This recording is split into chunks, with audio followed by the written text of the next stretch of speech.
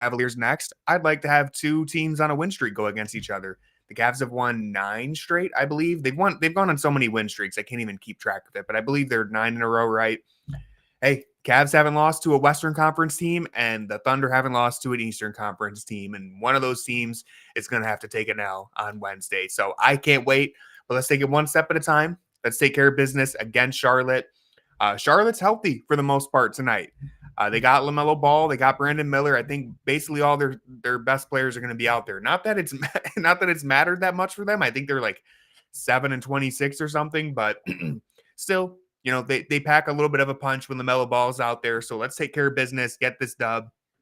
The Thunder, yeah, if you guys saw that game, Thunder just beat the Celtics, dominant victory. I mean, took them a little while. They much like that Knicks game, it took them to the second half to really turn things around. But man, I mean, you watch the Cavs and you see what it looks like when the Cavs flip a switch and hit a Cavalanche, and that's what the Thunder are capable of doing too, because they just did it to Boston, the title favorites for many people.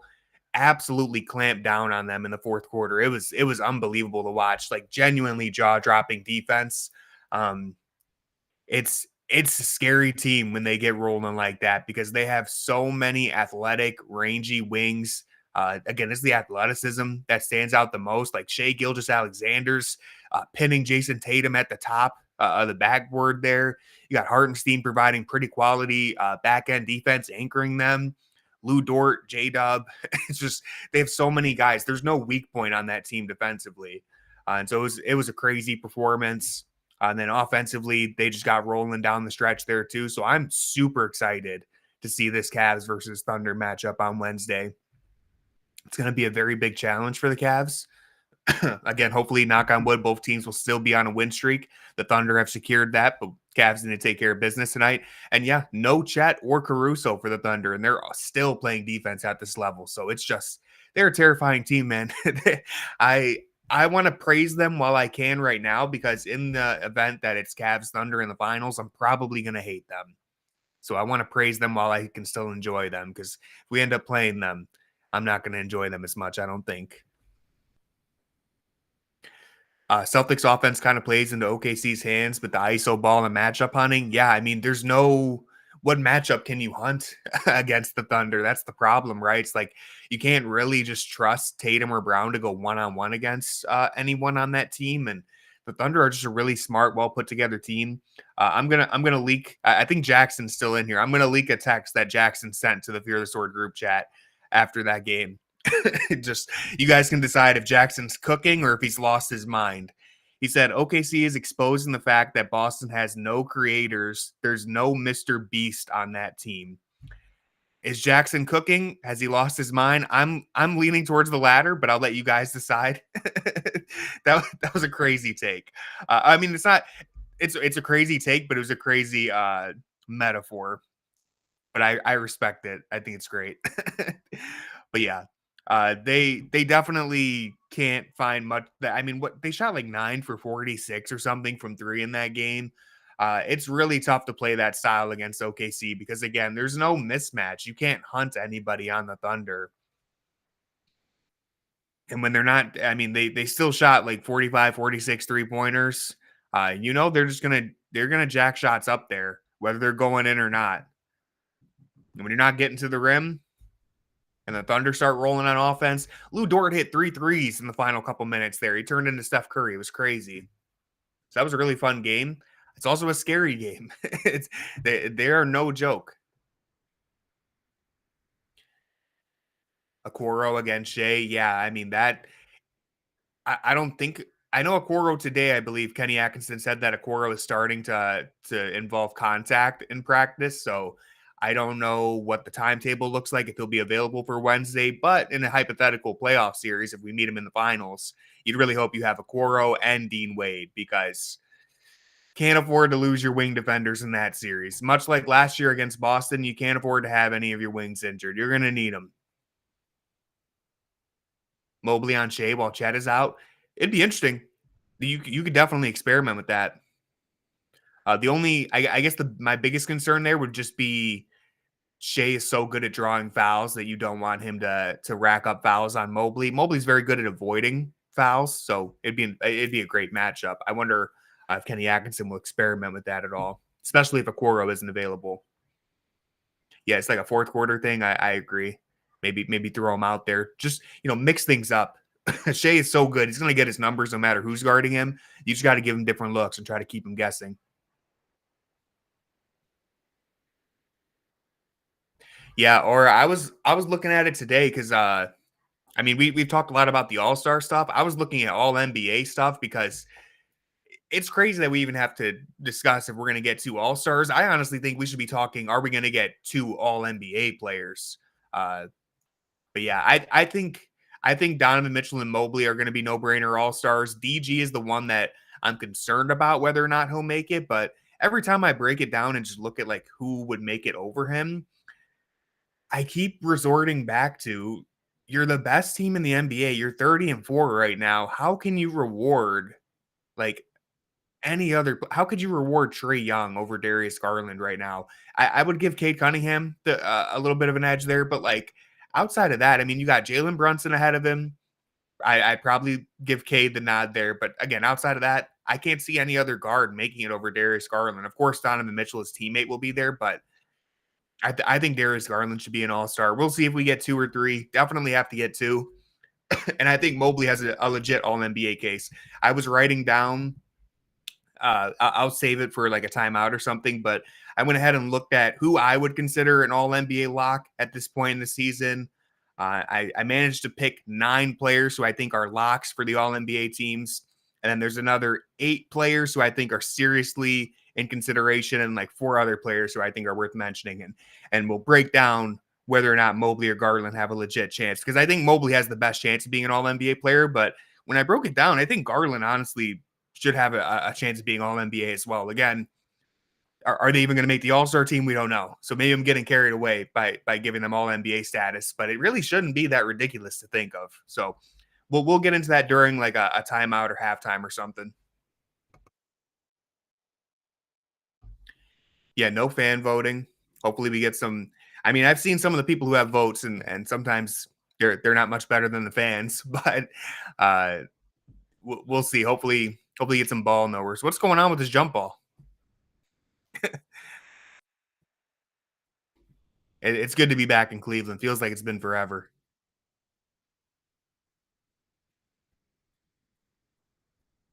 Or yeah, Dean Wade still in that starting lineup. LaMelo Ball, as we all know, leading the Eastern Conference in fan voting for the guards. So this will be a nice statement game for Donovan Mitchell and or Darius Garland. If they just ball out, but LaMelo's a very good player. He's very entertaining. Not sure how much he impacts winning, but he's definitely. I mean, you already see just the dribble moves. He's not going anywhere, but he's just fun to watch. Dean Wade, of course, with the three, completely overlooked that. Great shot, great start for Dean. He's been really turning into like the Dean Wade that we all wanted to see. For a long time, it was kind of hypothetical Dean Wade. You could see the vision. You saw, we could project what we want Dean Wade to be, but it never really came into a full picture for more than like 2 weeks. I would say all season he's been like the legit Dean Wade we've all been hoping to see. He's spacing the floor. The volume isn't super high or anything, but like he's taking them every time he gets an opportunity. He's not passing up threes like he used to in the past. He's dribbling the ball a little bit more. He's attacking closeouts. Again, he's not like a creator or anything, but he's a real part of this offense, as well as being just a great elite perimeter defender. Evan Mobley floating it over the top there. And I pointed this out with a montage that was posted of Evan Mobley's drives, but I love that on that play right there, Brandon Miller being really physical with him, trying to wall him off, and Mobley just keeps going straight at him, eventually plows right through him to get to the rim. Rather than taking a fall away jumper or losing his balance, that added strength has made a big difference.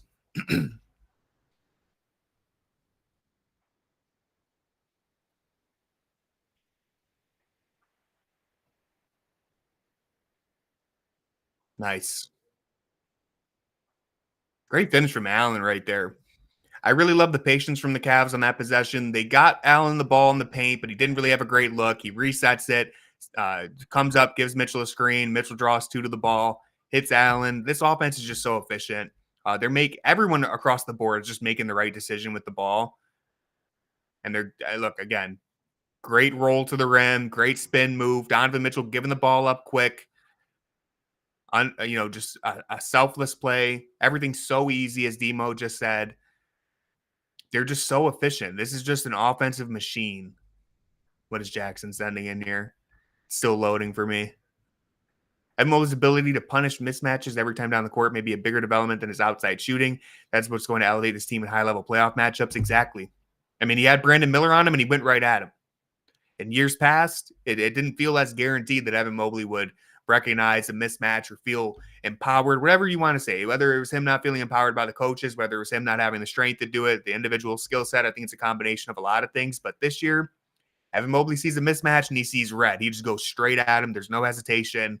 There's no, pushing him off his spot or being physical with him. He's going at you and he's getting to the rim. He recognizes now that he's not the strongest player in the NBA, but he's added a lot of weight and he's still 7 feet tall and he's very nimble on his feet. So he's able to use and leverage his momentum in very creative ways. On that play against Brandon Miller, he didn't really do anything special, but we'll see him with the spin moves. Again, that agility for his size. When you're that big and you're able to spin off a defender, you don't have to be the strongest player in the world because you can use people's momentum against them. And we've seen Mobley do that all season. And it's going to be a huge key come playoff time because, yeah, that's what it comes down to in the playoffs is both teams are just hunting mismatches. Obviously, his outside shooting is a huge development. That's what we all wanted to see. It's the more aesthetically pleasing thing. It's the, when Mobley hits 4 threes in a game, we all go crazy. But it's the fact that he can attack a mismatch that's just as impressive, if not more important, for this Cavs team and their long-term ceiling. It's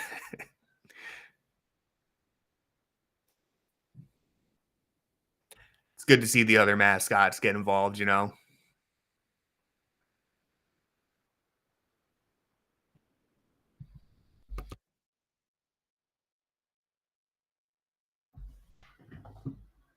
Here we go. Mobley, the defensive player of the month, doing it on both ends of the floor, dunking everything. I did the math on it today looking at Basketball Reference.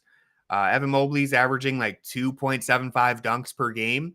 That would be a career high pace. I think his sophomore season was the most dunks that he was averaging. It was 2.7. He's at 2.75. So dude's dunking everything. I think that's another sign of the confidence, the aggression.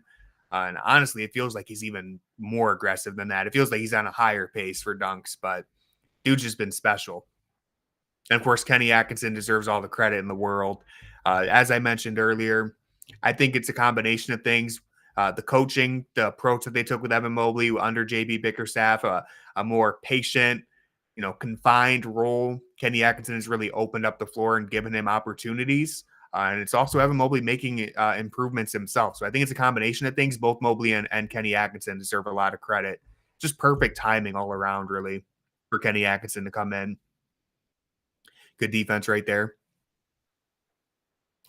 I'd really love another, stress-free win. This game certainly has all the makings of a Cavs blowout. I think they're minus 15 entering this game. So they're 15-point favorites.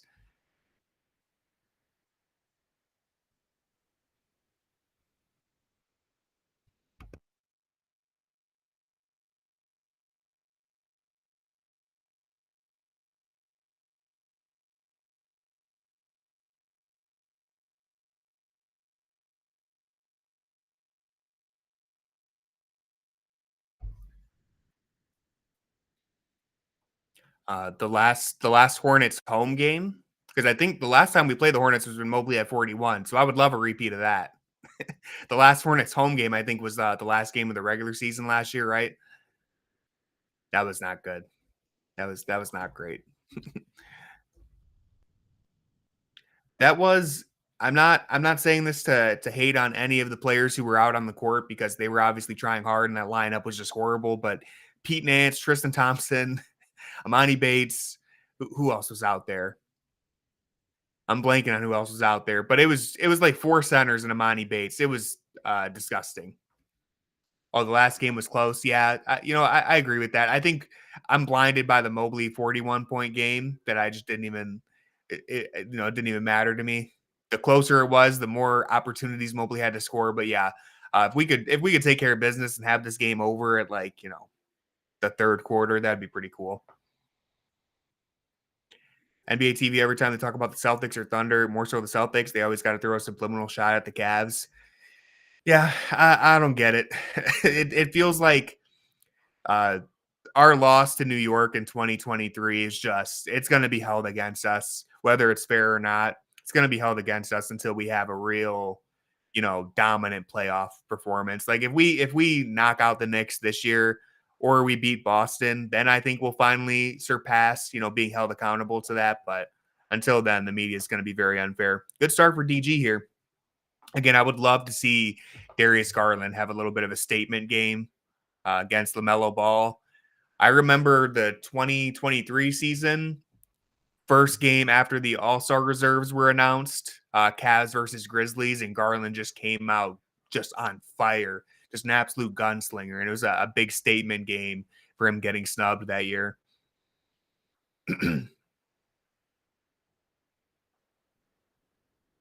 And yeah, Jackson's makes a good point there. Jackson's the Fear of the Sword account, if anyone doesn't know, in the chat. It's hard. I understand why the national media and people who aren't like big Cavs fans are hesitating to buy into the Cavs, because it is true for every single NBA team. It's just the way that we talk about sports for whatever reason. People aren't going to believe you until they see it in the playoffs. They're not going to believe you till you win something. And whether that's fair or not, we can talk all day. Garland throwing him to the ground. It's a little bit of a flop. Yeah, it's definitely a flop there. But to round out my thoughts on that, I think whether it's fair or not, until the Cavs win something, people aren't going to take them seriously. Sometimes in the NBA, you win the championship and people still don't take you seriously. It's just weird how we talk about the NBA, especially. I think even more so than other sports. So it's unfortunate. I think it makes for bad, discussions on NBA TV, ESPN, all that. Like I think it's a disingenuous and just not fun way to cover the league, but that's what it is. Until the Cavs win something, they're not going to be taken seriously, and we're still having to answer for a playoff series from 3 seasons ago. Basically anytime I hear someone bring up like, do you take the Cavs seriously, they mention that Knicks series, and it's just like, come on, man, it's not even the same team.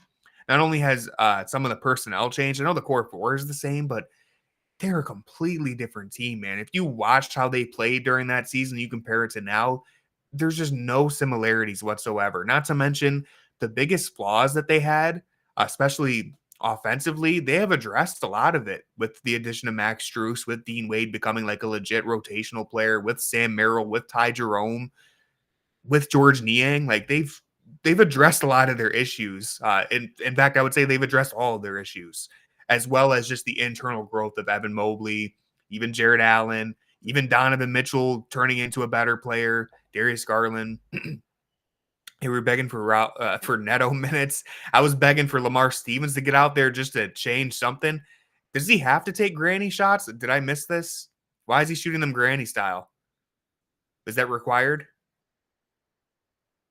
He hit it. Okay, it was required. I was going to say, I don't think I've ever seen anyone come out with the granny style, but he hit it. Shout out to this guy.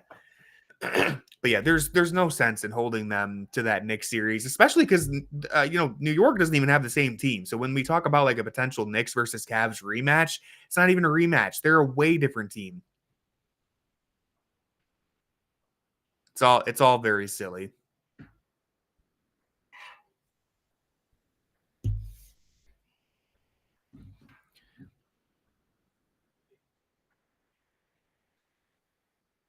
If the Knicks were the favorites in that series 2 years ago and melted down, I guess people wouldn't hold on to that.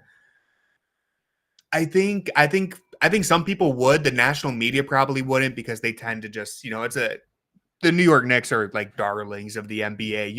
You hear national media members say all the time, like the NBA is just better when the Knicks are good, and which like you would never hear them say about the Cleveland Cavaliers. You would never hear them say that about like the Hornets. I think it's kind of silly to say like, oh, the NBA is just a better product when New York is good. It's like, well, they've been good like twice in the last 30 years, so it's just silly.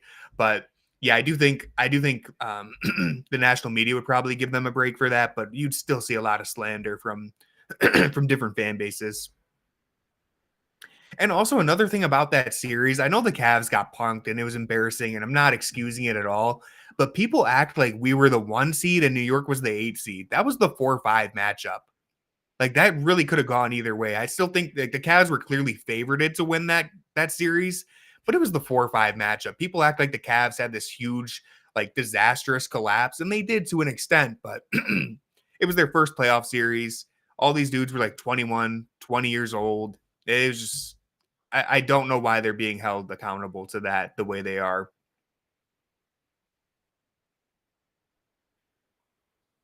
Max Strus out there. Would love to see him get going. Nice play right there to JA. They've done a good job hitting Allen on the rolls. Charlotte has not really done a good job containing that. They didn't do a good job containing it the last time we played them either. I feel like that's maybe the one thing when you look at like the worst teams in the NBA, whether it's the Hornets, the Wizards, whoever, they just cannot contain pick and rolls. Like it's crazy how much how easy offense is against the bad teams in the NBA when you just run a pick and roll. They just cannot contain it. Something so simple.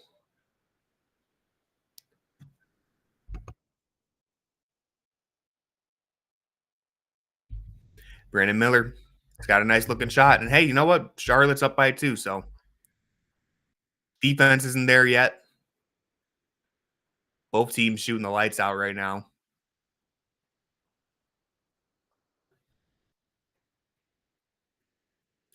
Almost got Jared another easy look.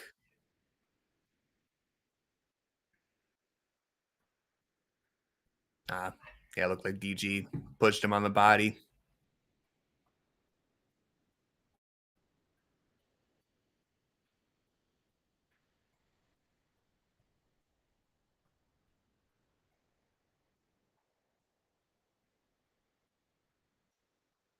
Oh, apparently I missed this, but someone just tweeted it. Apparently, Brad called Darius Garland the best point guard in the NBA at some point during this broadcast. I missed it. You gotta love Brad. You gotta love him. We got the best point guard in the NBA. I'm pretty sure he has said Donovan Mitchell. I'm sure he said Donovan Mitchell's the best player in the NBA. Don't fact check that, but I'm sure he has called Donovan Mitchell the best player in the NBA before. We all know he has said that he would take Jared Allen over any center in the NBA. Funnily enough, I don't know if he's ever what has he ever said about Mobley? I'm sure he said like he's the best defender, but I feel like he doesn't hype up Mobley as often. Maybe I miss it.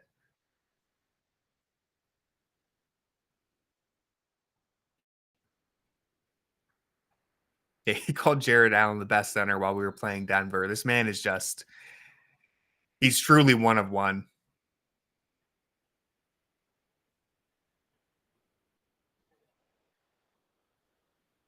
Don't love the Cavs spacing on that play. They're all kind of bunched up on the left wing, turned into a Karis LeVert 9-1-1. Cavs swept Denver, yeah. I mean, listen, there is a conspiracy theory that Brad only watches Cavs games. He doesn't watch any other NBA games. I don't know if it's true. Maybe he does. Maybe we'll give him some credit. But if we're under the assumption that he only watches Cavs games, Jared Allen's the best center in the NBA. He dominated Jokic. So Strus is really working the pick and roll tonight. Those pocket passes. Even George Niang's rolling to the rim with authority. So has George Niang dunked? Because we were looking at that the other night, and I don't think he was on that list of the tallest players who have never dunked. When has George Niang dunked?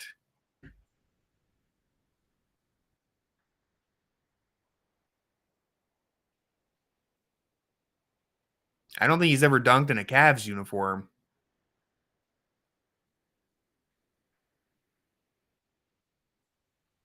Max Strus with a step back. Hmm. I feel like his 3-point attempts have been very difficult throughout most of his first few games here. Would love to see him just get a couple open ones to get him going. Jared Allen's having a great start to this game. He's everywhere on both ends.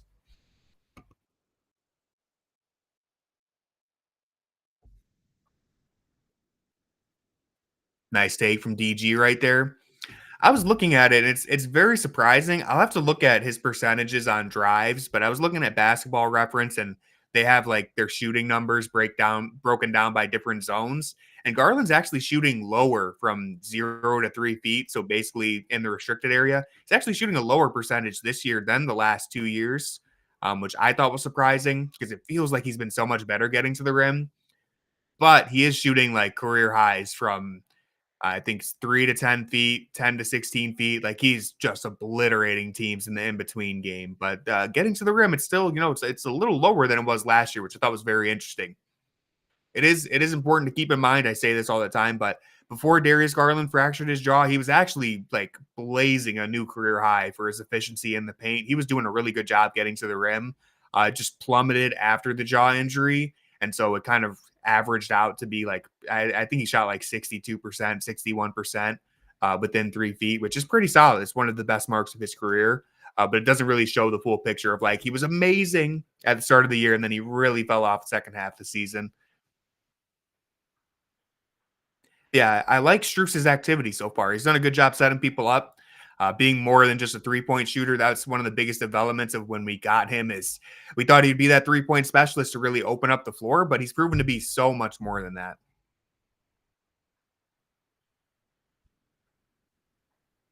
Free fries, they're on pace. They're definitely on pace for it. Still early though, but I feel confident. Just got to hit 120. So as long as they can get to 30, we'll be on pace. 30 in the first quarter.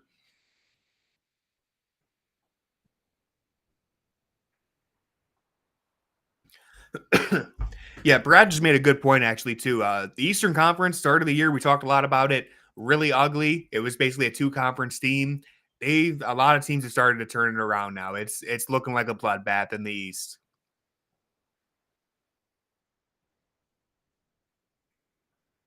Yeah, Jackson's flexing over here.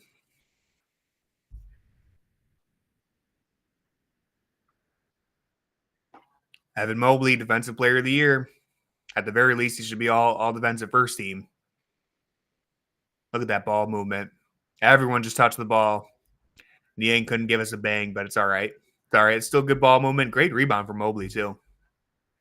Do you guys remember Mobley's rookie year? I believe it was against Charlotte when he just literally he got like his left hand to the top of the backboard, grabbing that rebound, brought it back down, did like a spin move, and then dunked it with the right hand. It was crazy. If anyone remembers the play I'm talking about, I think it was Mobley's rookie year. I think it was like one of his first few games in the NBA. Just looked like an absolute alien. Ah,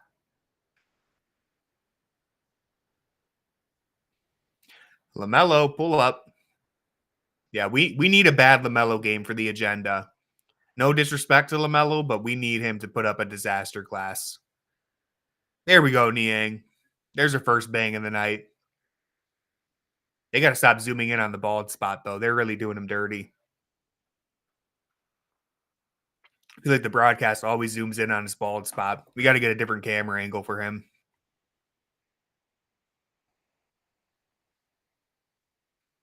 Good defense right there. Left him with nowhere to go. They got lucky there. Yeah, Niang blocked that shot. Still went in, though.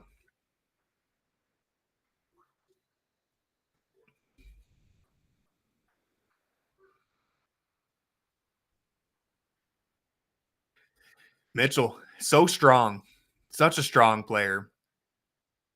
I really think his athleticism it doesn't pop as much as it did like his first few years in Utah and even his first few years in Cleveland, but he's such a unique player in terms of the speed, the athleticism, the three-point shooting, and the strength. I'm really not sure how many players you can think of that compare to Mitchell in all of those aspects, like the ball handling, the three-point shooting, the raw strength, the speed, the athleticism. He's a really unique player. Because you can think of someone like Russell Westbrook, who like maybe checks most of those boxes, but he was never anywhere near the 3-point shooter that Donovan Mitchell is. You can think of Dwayne Wade, again, not the 3-point shooter. Dwayne Wade much better player. Not saying Mitchell's better than any of them. I'm just talking about how unique his skill set is. It's like Damian Lillard. Okay, he's got a lot of that, but not the explosive athlete or as strong as Donovan Mitchell. Damian Lillard was explosive in his prime. Don't get me wrong. He would throw down some dunks, but the strength that Donovan Mitchell has, like he is a tank when he goes to the rim. Russ is a better athlete than Donnie. Yeah, I agree with that. I mean, Russ was just a blur in his prime. He still is a blur, but never had the 3-point shooting that Mitchell has. So he's really a unique player. Like we haven't seen a guard check all those boxes. Just the strength, the unbelievable speed, one of the best handles in the NBA, and then the pull up shooting too.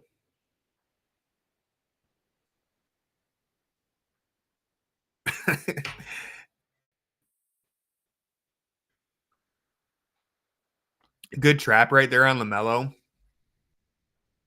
Almost hit that. You see Charlotte kind of panicked, didn't know what to do. Strus missed another one. Okay, goaltend, nice.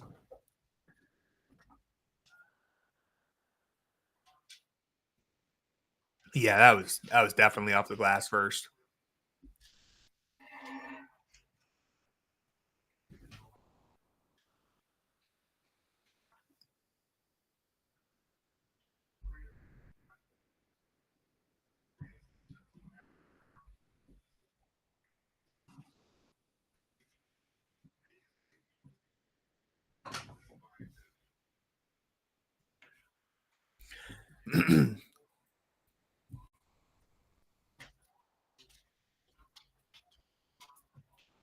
LaMelo on the drive. Mobley, good contest. That's the second, look at the rim that Mobley has completely altered tonight. Didn't block any of them, but great contest right there. I'll hook you up with the VIP, man. You got to stick around, though. You got to become a member. Stick around. Don't want you taking this VIP and going anywhere else. I'm just kidding. But yeah, stay around for a little while. People will come into the chat, ask for a VIP, and then go to another stream. So, Jareel Pro, I'm counting on you to be here. Also, if anyone's here who lost their VIP, I did reset a couple of them just because that I was looking through it and there's a couple people who I haven't seen in the chat in a long time. If you're someone who tunes into the streams but you just don't say anything in the chat, which is completely okay, and you lost your VIP, go ahead and say something. I'll make sure you get it back.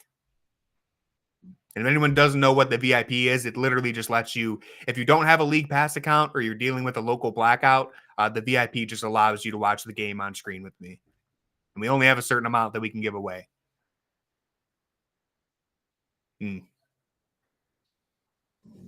right, overall, really good first quarter for the Cavs. They're only up by 6. You'd like to see that be a little bit more, but it's only the first quarter. I feel like they're playing really well. They're clearly in the driver's seat, and if you keep winning quarters by 6 points, you're going to end up winning this game pretty comfortably. So I'm feeling good about that first quarter right there.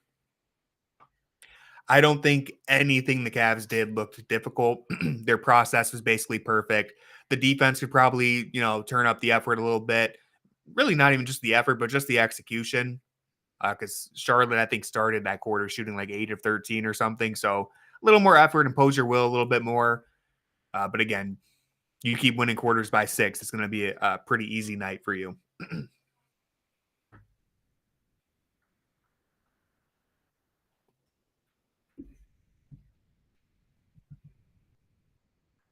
Cavs got to let this AI stuff go, man. It's who wants this? Who is asking for this?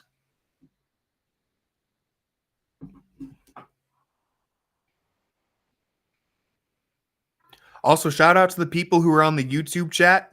As I was just saying, if you want to watch the game on screen with me, you can come over to playback.tv/Fear of the Sword. I believe it's written in the top right corner on YouTube, and there's also a link in the description. If you want to watch on playback, you can watch the game right along with me if you have League Pass, or you can stay on YouTube. That's fine too. Whatever you want to do. Appreciate you being here.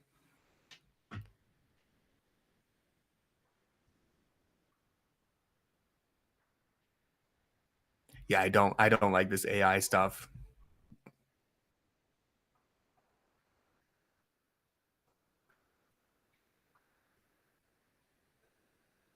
I am a fan of DG getting his own shoes, but I hope they didn't use AI to design it.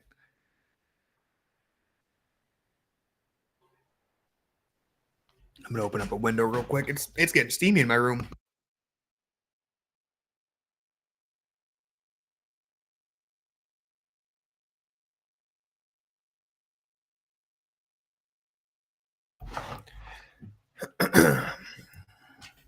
It's always interesting when the Cavs have a Sunday game at just a strange time. It's not even 7 o'clock yet. It feels very late. Hey man, Dan, I'm sitting right next to where the heat comes out in this room. This isn't even my room. This is a spare room that I'm using to set up my streams, and I'm literally sitting right next to the vent. So sometimes when the heat's on at night, I'm burning up on these streams, so I have to crack a window a little bit or just turn the heat down.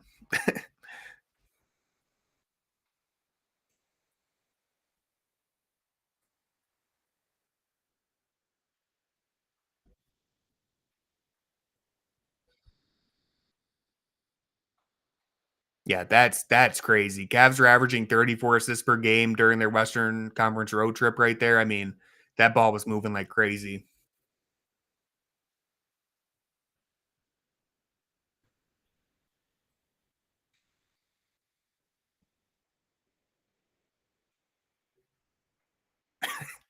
George Niang locking people up on the block. That's what we love to see. Mobley blocking the three.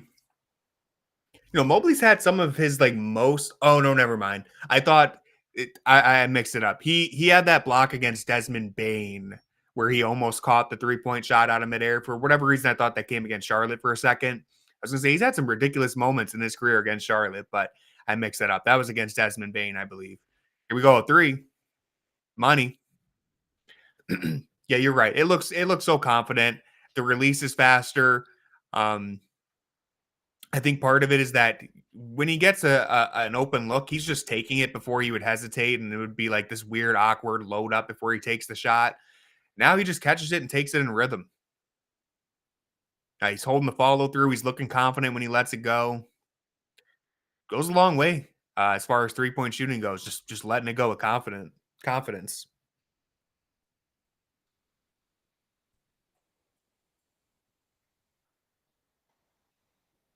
Yeah, I mean, I'm not sure why Niang is complaining right there. He's he had his hands deep into the cookie jar right there.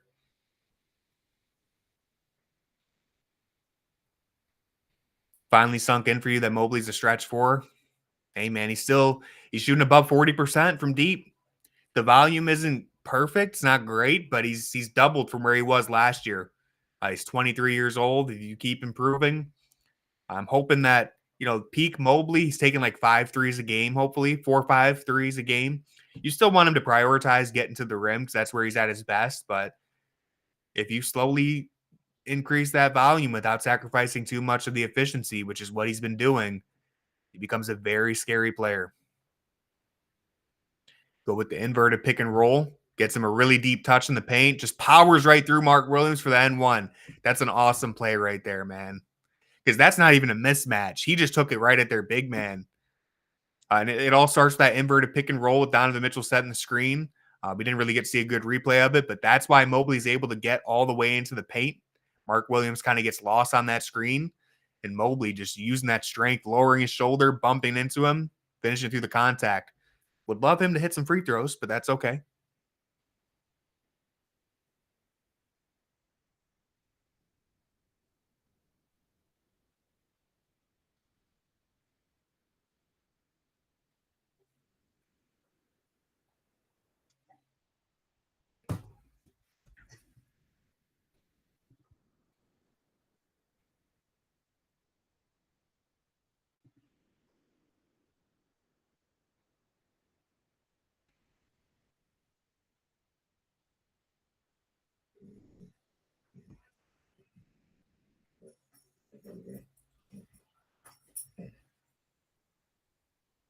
Well, he tried to go behind the back right there for no reason.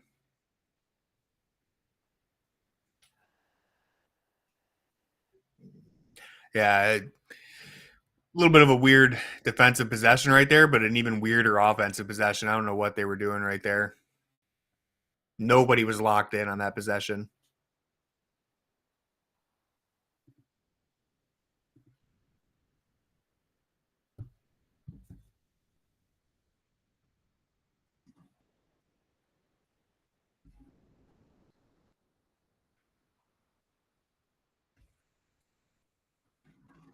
Having another three? Nope. It's all right, though. Love the confidence. Love seeing them pull. Good defense right there. Ty Jerome's left him with nowhere to go. Ball movement. I mean, Mitchell threw that pass like underhand, straight on the money to Niang, cross court. Niang heads up play, swings it right to Strus, no hesitation. And we get an easy look for Max Strus. It was what I was hoping to see earlier. Get him an open three, get some rhythm. Jerome with the no look. Mobley just running rim to rim. Mobley 41 again. How much does he has? Or how much does he have? It's breaking my brain. The broadcast didn't show it. I'll pull it up real quick.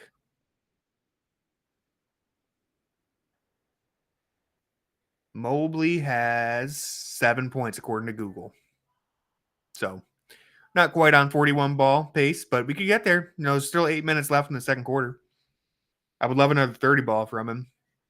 Yeah, right now Mobley's got 7, Garland's got 7, Max Strus has 7.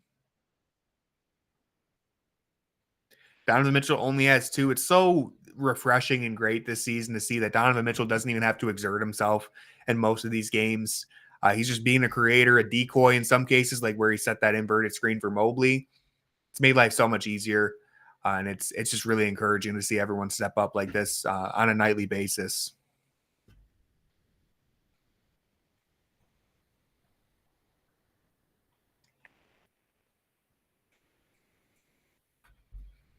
I feel like it's been a while since we saw anyone get the 500 in Deal or No Deal, at least for me. I don't know what was happening on the streams that I wasn't here, but all right, this is a real good start for this guy. This might be the best one we've had all season. Is Moondog going to lowball him? Oh, my goodness. Moondog's been – I don't know what changed. Moondog used to give good deals. He's been shameless this year. Do not take that deal. Absolutely no deal.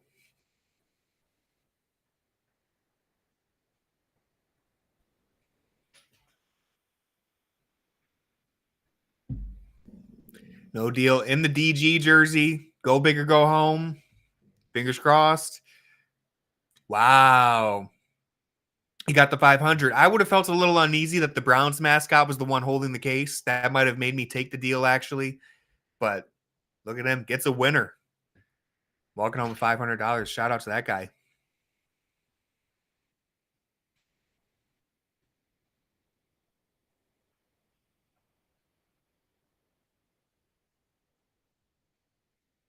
Okay, Evan Mobley has 9 points. I had a feeling that Google was lying to me and it didn't update to catch that most recent dunk. You can't trust Google box scores. So he's got 9 points. But yeah, look at that. I mean, the 6 of 8 3-point shooting, but look, the 16 for 23 overall from the field. I mean, he was dominant. He just had that 34-point game most recently that we saw against Dallas. Did a little bit of everything, hit a couple threes, hit a couple mid-range pull-ups, was dunking everything, was finishing some tough layups. It's the all-around development that we've seen for Mobley that's been so amazing. It's not just the three-point shooting. Here he's switching out onto Brandon Miller. Oh. Yeah, pretty good defense all around right there. Cavs rotating, scrambling around. Dean Wade on the backside doing a good job of stopping any cutters. Max Strus staying active, got a hand in there. It's good defense.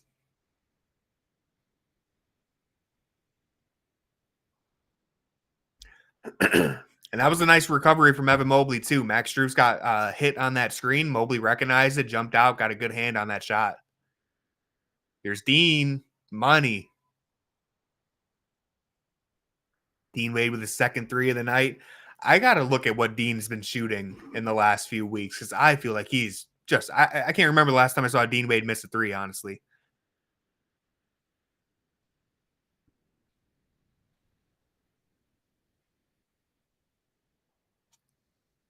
The rebounding from Evan Mobley has improved as well. Just you name it. Pick any aspect of the game, he's gotten better at it. Ty Jerome step back. Nah.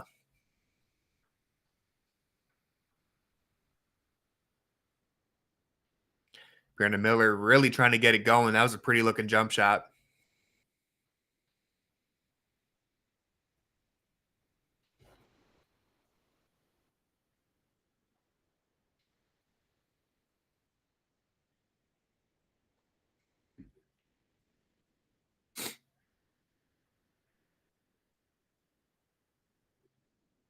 Whoa.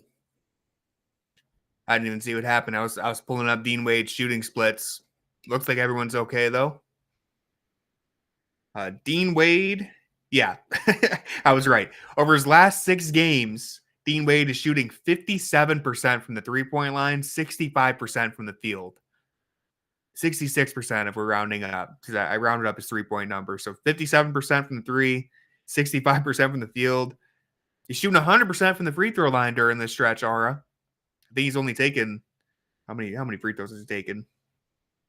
He's taken 4. He's 4 for 4. Yeah, I mean, if Dean Wade wants to shoot 57% from the 3-point line, I'd sign up for it. I think he should keep doing that. Max Strus, deep 3.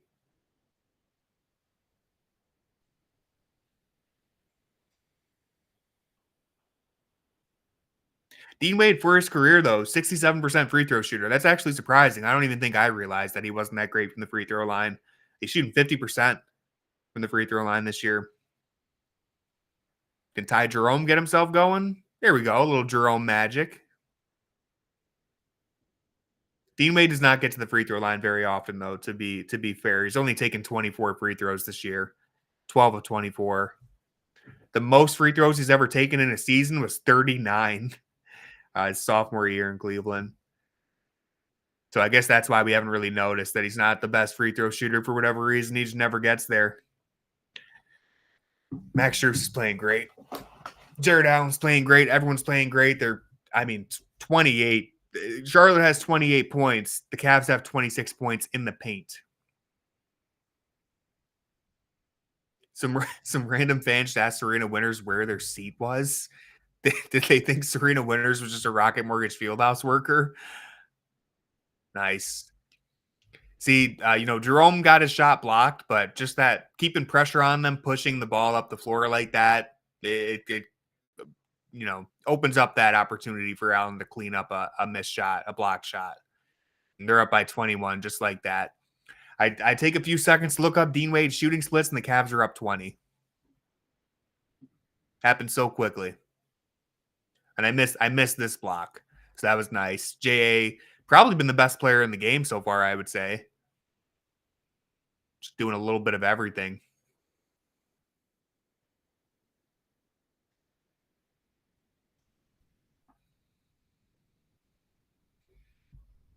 LaMelo's been pretty quiet, I think. I haven't really seen too much from him yet, so the agenda is flourishing.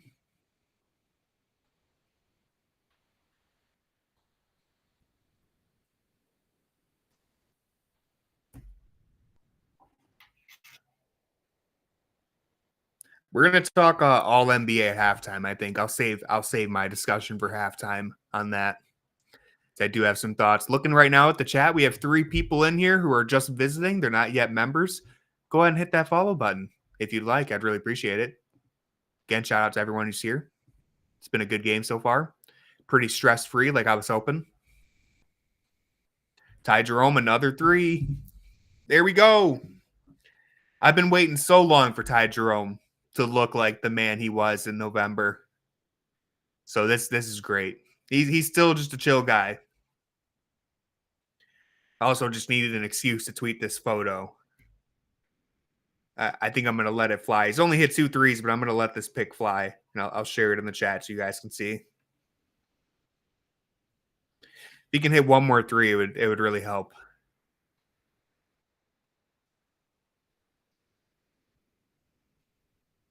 Jared Allen again getting active. Okay, I fully recognize that I am firing this tweet off prematurely, but I just need an excuse to post this. I'll share it with you guys. This was actually posted today, but I didn't see anyone on Cavs Twitter retweet it or anything. And the original tweet only had, I think, 6 likes. So I was like, okay, I have to make sure this goes mainstream because it's too good. Sorry, my Twitter's loading like incredibly slow. Trying to share this with you guys.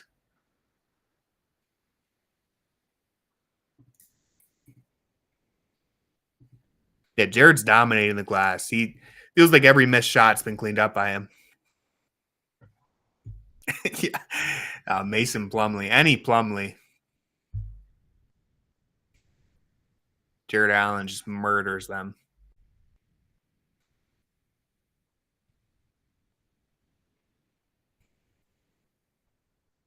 Ty Jerome, firebender, if you didn't know. Misses a floater right on cue. I need him to have a good game. Otherwise, that tweet is going to look really bad. I don't think it's AI. He went to the Cleveland Science Center and they posted it. So I don't know exactly how that picture was created, but they just shared it today. Delete the tweets. Too late.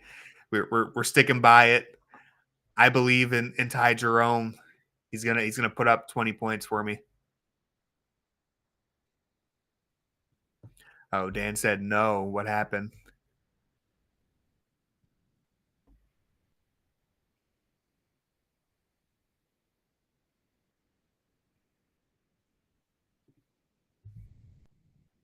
Oh, okay. Dan, you had me scared. I thought you were ahead in the stream and like someone got injured. I was expecting Darius Garland to get hit in the face on this drive right here. I was holding my breath. Yeah, can't delete the tweet. Got to stick by it. Maybe the 16-point spread to the Hornets. That's crazy to say, but it might be true. Yeah, I mean, have the odds makers realize that Taj Gibson is still a rotation player for the Hornets. Are they aware that he still plays on a pretty nightly basis when they make these odds? It's kind of crazy. He's only 39. Feels like he's about 46.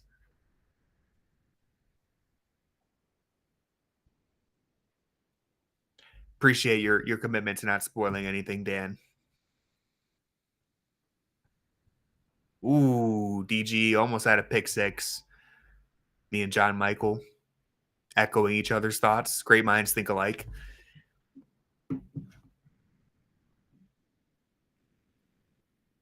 Oh, Kenny's gonna win that challenge right there. If he's challenging it, definitely hit his finger. So Kenny, look at that. He's won 10 of his last 13 challenges. My man's crushing it with the challenges.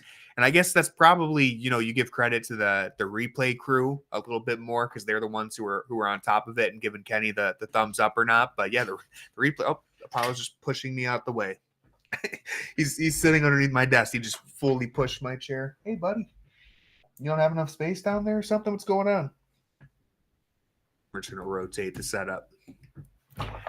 Yeah, they should. I wish I said this like maybe a month or two ago. I wish they did a better job of tracking, just like giving us somewhere to look it up online of like which teams are winning the most challenges. It's hard to find because I would love to know which coaches are winning the most challenges. Winning 10 of your last 13 has to be like a historic run, I would imagine. Maybe not. Maybe I don't know ball. I don't know the replay reviews like that, but I feel like winning 10 of your last 13 is a pretty good run.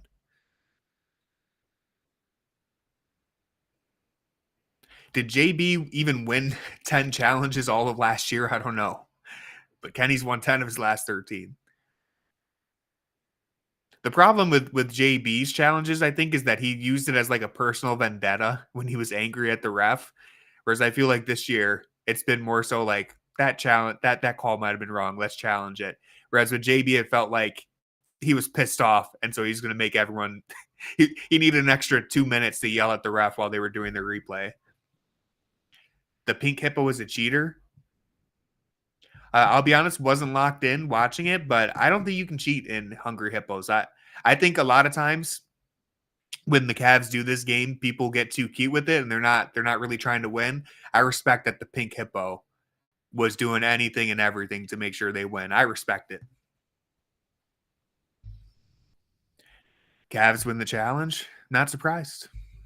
Definitely went off Josh Green's finger. I don't remember who the Hornets player was, but definitely hit his finger.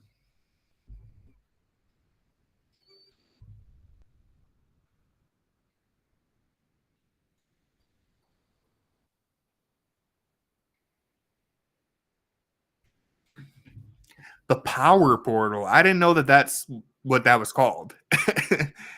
So I guess you learn something new every day. I did not know that that was called the power portal.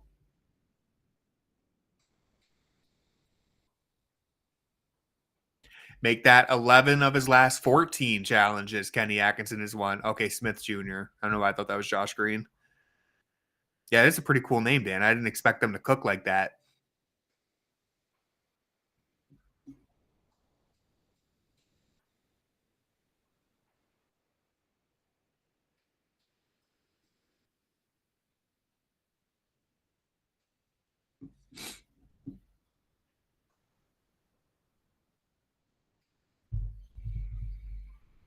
Nice move from DG right there. 22-point game, not even halftime yet. This could be over before we know it. DG with a little bit of foul baiting. He's grifting a little bit, but we'll live with it. If other teams can do it, we can do it too. Inadvertently stopping for no reason when a defender's trailing you to get the foul. Normally, I would hate it, but I give DG a pass.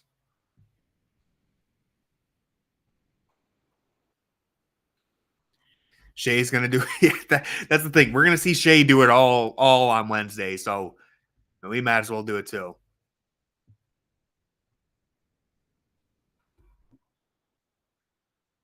It's good when the Cavs do it bad, when other teams do it exactly. You get it.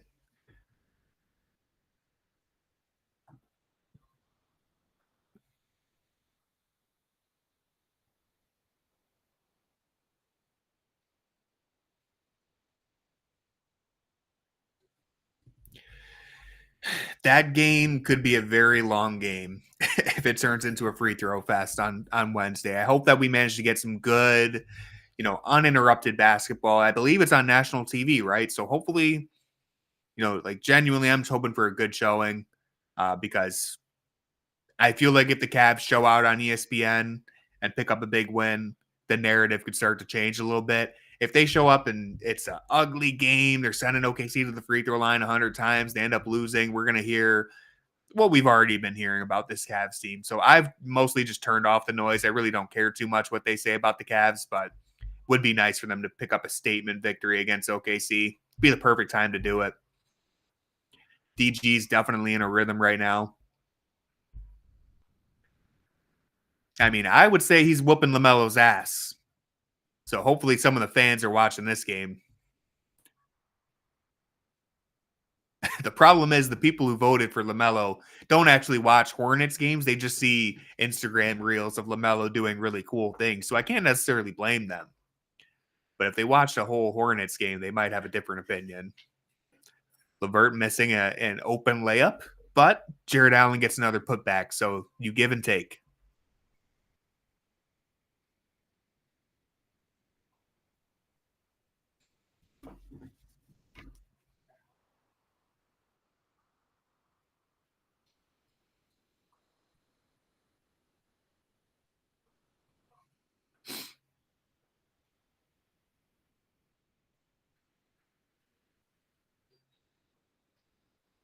Yeah, see, that's crazy to me that he's only the fourth oldest player in the NBA.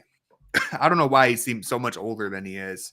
I mean, he's old by NBA standards. He's old, but it just does not to me. I know LeBron's the oldest player in the NBA, but to me, like Taj Gibson off of Vibes is the oldest player in the NBA. Where's that player that looked like the reincarnation of AI? I don't know.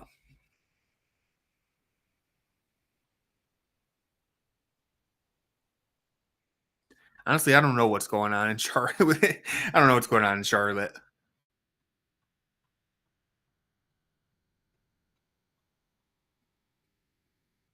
All right, so they're trying to double Garland a little bit here to change things.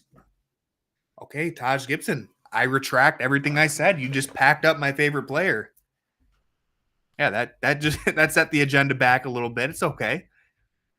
It happens to the best of us.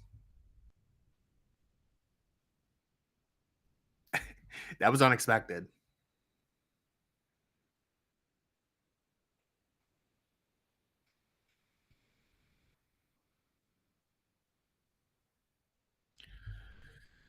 Man, the Hornets just have no offensive threats. This is brutal to watch. This is some ugly ball being played right now. This is what all the old heads are talking about when they say that the NBA is just players jacking up threes. That this is what they're talking about.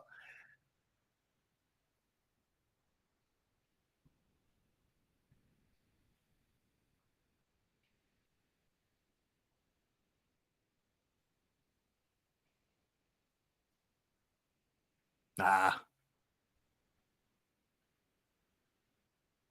yeah. Donovan Mitchell still only has 2 points, and they're just crushing the Hornets. I know the Hornets aren't the best team in the NBA or anything, but it's been a nightly thing where Donovan Mitchell really just doesn't even have to exert himself. Barkley, Barkley has team pass for Wizards and Hornets. Barkley is another guy who's one of one. I don't think he even watches the good teams, so he's definitely not watching the bad teams.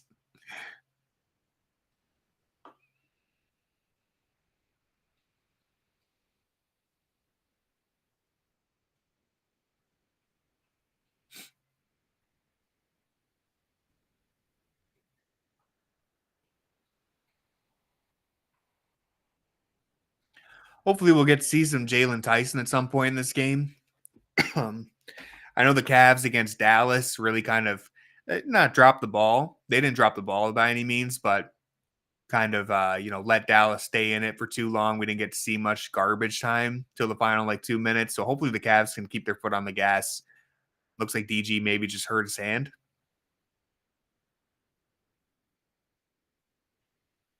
Hopefully he just caught a stinger, jammed it maybe. I don't know. Deep three from LaMelo. Oh, yeah. I don't know about that. It looked like he kicked his feet out quite a bit. I'd like to see a replay because he kind of just shot it and fell down before anyone even touched it. Yeah, I mean his left leg is completely flaring out. That is not. I know LaMelo has that weird shooting motion, but that was pretty egregious with the left leg hitting Garland. I mean that's a bad call. And I know LaMelo has a natural kind of sway to his shot, but that was completely out of the norm for him. It's just things like that. I say this every stream, but then I don't stay true to it. But I want to stop talking about the NBA ratings discourse at some point. But I'm going to talk about it one more time. People complain about how, quote, soft the NBA is. It would be so easy for the refs to just stop calling that. Just stop calling it. Nobody likes that. I don't know a single NBA fan who is like, I love that call. That's a great call, ref. Every fan base hates it. I don't even like it when the Cavs get that call. It sucks. We need to just stop calling. They don't call it on the national or the international stage. So let's just stop calling it. How is this a difficult thing to accomplish? I just don't understand why there hasn't been a league-wide shift on this yet. They tried it one time and everyone, the players complained about it, and then they immediately backtracked. And I don't know, it was a couple years ago, they did it. And it's just nobody likes that. Not to sit up here and complain a whole bunch, but it's just such an easy fix.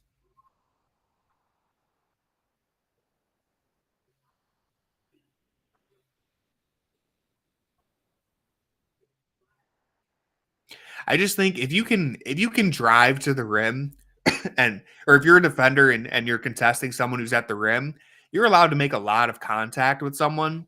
But when you talk about attempting a 3-point shot or a jump shot, it's even the most marginal contact is an immediate whistle. And I think we need to balance that out a little bit because you can make a lot of contact as long as you're straight up and all that in the paint. But on a jump shot, it's you tap someone or you just gently graze them and it's immediate whistle. I think you should be allowed to make a little bit more contact. Yeah, obviously you have to give them space to land and everything, but I think we protect jump shooters just a little too much.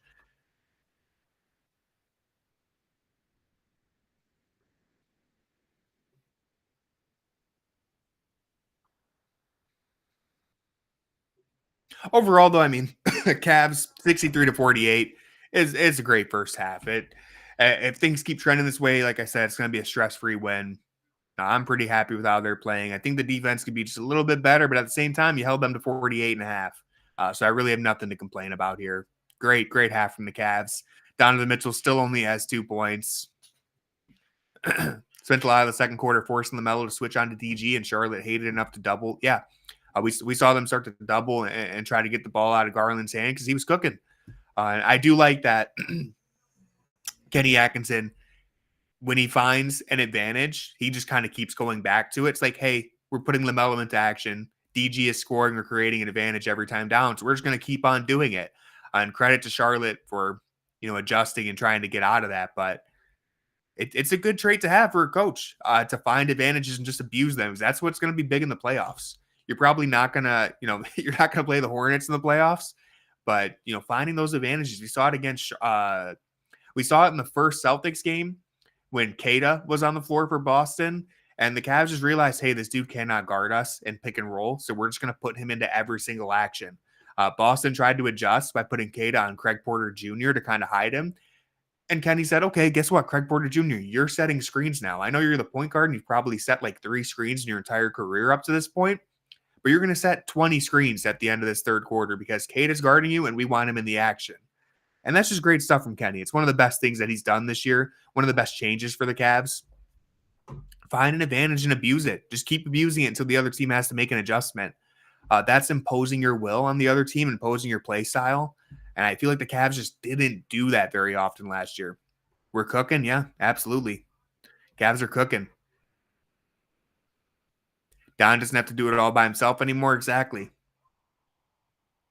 mean, how many times last year, I've been meaning to pull up this stat, but I just feel like we did not win games when Donovan Mitchell was not just outright, leading the team in scoring or putting up 25, 30 points. Even when he would score 30, 35, we'd still lose some games. Now this year, it's like he barely even has to put up 20 for us to get a win.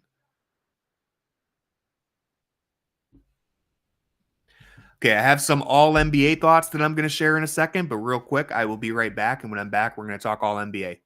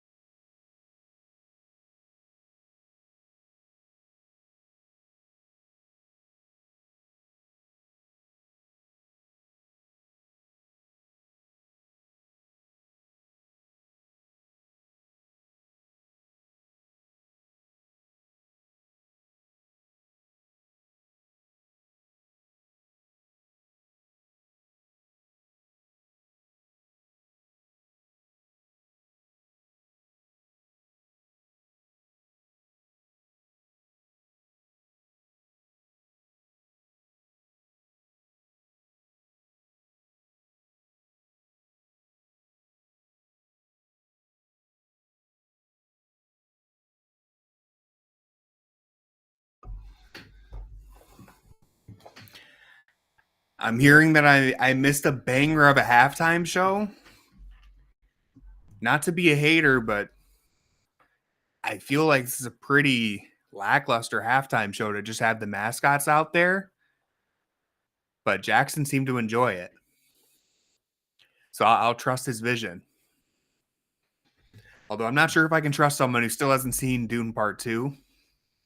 But we'll take his word for it. This is like the worst halftime show that I've seen from the Cavs. I don't know what happened here. They're just like, yeah, we're going to throw the mascots out there, I guess. But yeah, so all NBA discussions. Now, we talked about this on yesterday's stream just a little bit, and I promised that I would do a little bit of a deeper dive to try and figure out what are the Cavaliers' chances of having 2 all NBA players. Now, I think Donovan Mitchell is basically a lock. He should be first team all NBA. Very worst, he should be second team. I went ahead and looked, and I did. Tony, you should dress up as the frog in 1v1. See, I'm leaving the frog to whoever started it. You know, I'm not going to step on their turf. I'll let Moondog would smoke him. Now we're getting crazy. All right. I've seen how long it takes Moondog to hit the backwards half-court shot. Granted, he did hit it with Jared Allen, but outside of that, Moondog's been in a little bit of a slump. So don't slander me like that. But I won't wear the frog suit just because I don't want to step on anyone's turf. I respect the frog, and I think we should all respect the frog. But for the All NBA, I went ahead. I did my best just looking at who made the team last year, looking at the MVP standings, looking at the NBA standings, all this stuff. I tried to figure out who would I say is an absolute lock for All NBA this year.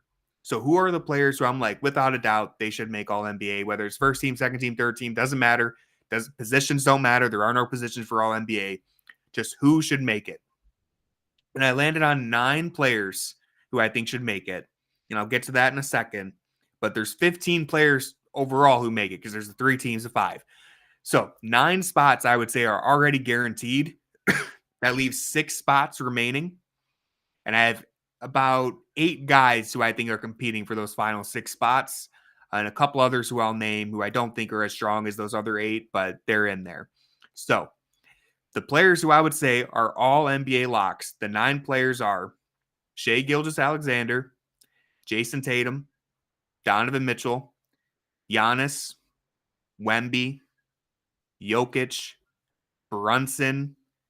The last 2 are a little bit more questionable, but I'll say Karl Anthony Towns and Anthony Davis. Those are the 9 players who I think are locks for the All-NBA team this year. Again, real quick, Shai, Tatum, Mitchell, Giannis, Wemby, Jokic, Brunson, Cat, and AD.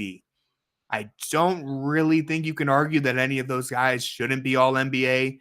Maybe Cat and AD, but I'm going to give them both the nod. So again, that's 9 players. There's 6 remaining spots. I would say all 8 of these next names that I'm going to mention are very, very strong in consideration. LeBron James, who we can argue whether or not the Lakers deserve to have 2 All-NBA players considering where they are in the standings and all that. I'm going to give LeBron the nod probably just because he's LeBron James. So I got to give it to him. But Cade Cunningham, I think, is very deserving. After this, it gets a little more dicey. Anthony Edwards feels kind of rough to leave him off All NBA, but at the same time, the Timberwolves are really stinking it up, and he's having a good year, but I don't know. Jaylen Brown probably should be All NBA. I think Jaylen Brown will probably end up making it. Boston's going to be a top 2 seed, most likely. Devin Booker, it feels weird leaving him off too, but does Phoenix really deserve an All NBA player at this point? I don't know. J-Dub, Jalen Williams. And then the last 2 players who I think are in strong consideration, I would say Evan Mobley and Darius Garland. So I would say you have the 9 that I have locked in right now that I mentioned earlier. And then the next 8, LeBron, Cade, Anthony Edwards, Jaylen Brown, Devin Booker, Jalen Williams, and then it's Evan Mobley and Darius Garland. And I would say I would probably put Mobley ahead of Anthony Edwards, ahead of Devin Booker, and maybe ahead of J-Dub too. I don't know. It gets a little tough. But when I broke this down, I'm kind of thinking that Evan Mobley should be an All-NBA player at this point. And yeah, I think honestly, you might even be able to argue Mobley over all of them, like Mobley over Cade, over LeBron, just in terms of impacting winning this year. Again, he only has to be over two of these guys to make it. The other players who I threw in here as maybe like honorable mentions, Alperen Sengun could certainly be an All NBA player. Trey Young, he has the counting stats. He's averaging like 20 and 12. If Atlanta ends as the top 4 seed, we'll see. Tyrese Maxey, I don't I don't think he should be all NBA, but we can throw him in there.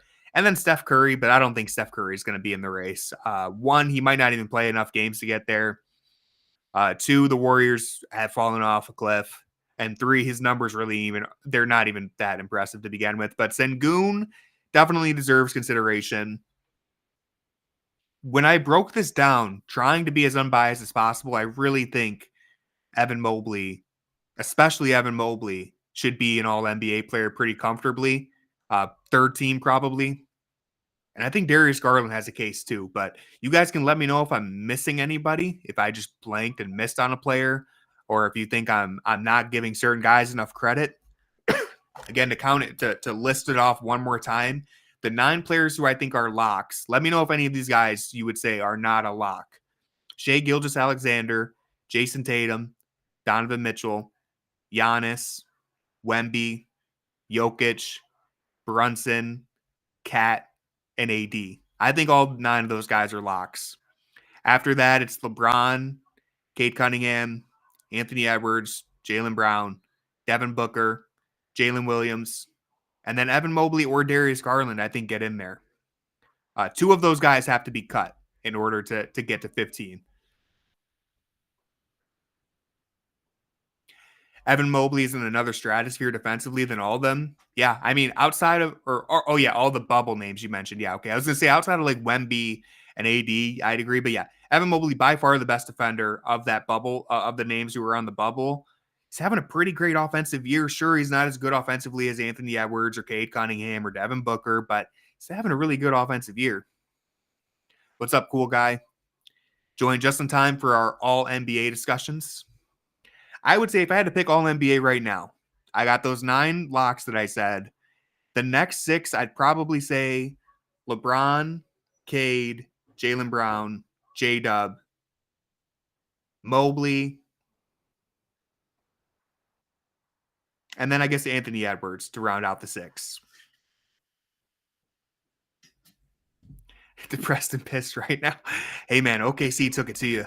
That was a really good game. That was a dominant performance from OKC. So I don't think you should beat yourself up too much because OKC is one hell of a squad and they're playing at home and they really turned it up defensively at the end there. But yeah, I mean that can't feel good. Hopefully the Cavs avoid what just happened to you guys. I'd feel pretty good about that.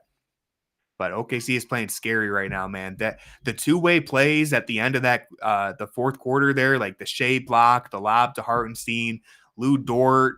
Just, I mean, they put teams into a phone booth. There's nowhere to go with the ball. Some of the steals that they rack up are just like completely hopeless possessions from the offensive team. You're just like desperate. You're desperate for something, but OKC is everywhere, suffocating. Tatum needed more shots, not gonna lie. I didn't really look at like the box scores or anything. I didn't take too much of a deep dive into that game. So the only Tatum bucket that I remember is that like deep pull up 3 that he had at the end of the 4th when it seemed like Boston might make one final push. But I know Kristaps played today, so really fun matchup. But OKC just turned up to another level. Tonight's the end of Tatum versus Brown. Is that still going on? I felt like last year was a big step forward in that regard, but maybe that's resurfaced. Was Boston missing anybody? I don't. Cool guy would probably know more than me. No. Okay, yeah. I know Kristaps played. I know Derek White, Jaylen Brown, Drew Holiday were all out there. Tatum. Did Pritchard play?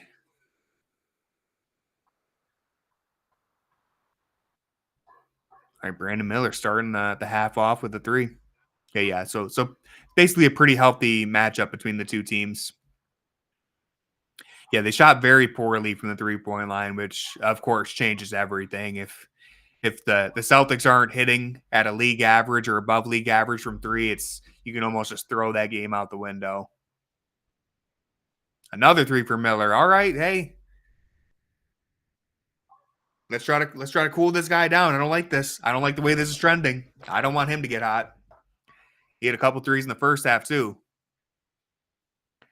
Do not want to start playing around with fire. The Hornets are a very bad team, but if you let a guy like Brandon Miller or LaMelo Ball get cooking, then you're going to have to really compete down the stretch of this game. So let's hope that was just a nice two shots in a row for Brandon Miller and no more. Looked like they fouled him off the ball right there, trying to send a message that we're not letting you get another open look. That's definitely a 2 from Don. So yeah, we're sicking Dean Wade onto him. Hopefully Dean Wade understands the assignment right now. Mitchell jumped out real quick to take away that shot. Allen in a drop here, but it's all right. Miller's not too much of a threat getting downhill. It's a good drive and kick right there, but you will live with him going to the rim compared to giving up threes. So nice job right there to contain him. DG coming out the corner. Yeah, that shot right there, he's shooting like above 60%, maybe even close to 70% from the floor right now. It's like a career high pace. He's been so money in the in between game, that floater. And also on that play, something that I think is important to note, Donovan Mitchell picks up his dribble and Darius Garland continues dropping back to the corner. Great play right there. Donovan Mitchell is cooking. I mean, he's setting everything up right now. But that floater from DG, rather than just, coming up to half court and being like the outlet pass, the safety valve like he would in years past, he dives all the way to the corner, catches the ball. His defender has to close out, and he's able to attack a closeout and get a floater. So just that off-ball movement and, something as simple as diving to the corner rather than coming up top like a point guard trying to be the safety valve makes a big difference. Yeah. No, he's attempting corner threes at a career high rate. That was a big emphasis from Kenny Atkinson this year, was to get Garland to the corner. Donovan Mitchell, by the way, what is he literally responsible for like every single bucket this quarter? It's crazy. He's got 7 points of his own and I think 2 assists. Donovan Mitchell has come out trying to take this game into his own hands. Which again is one of those benefits of like Donovan Mitchell. He's your team's best player. He's legitimately probably first team All NBA, and he didn't really have to do anything the entire first quarter. You're up by double digits. Third quarter, he decides, all right, it's time for me to go to work for a couple minutes here, and I'll get this lead back up to 20 for us. Such a luxury. Yeah, LaMelo has not had any success tonight. I mean, they've made him work for everything. Hasn't had any clean looks.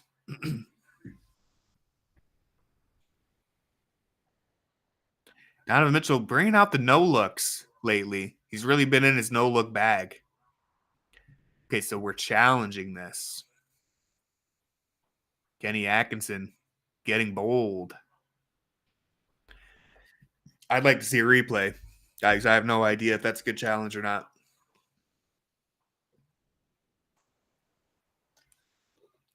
I didn't really see it too well live.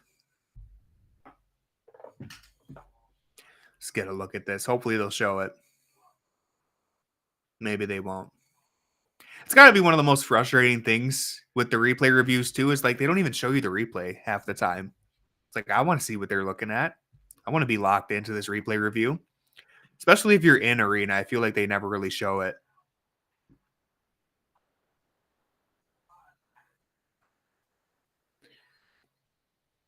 Yeah, that basketball looks pretty ugly, not gonna lie. I like recycling. It's a pretty ugly looking basketball. Not sure if you can bounce that. Yeah, they'll come back and show the replay while the game is going on. Maybe they'll show it to us here now. Nope. We'll get a look at it after the broadcast comes back.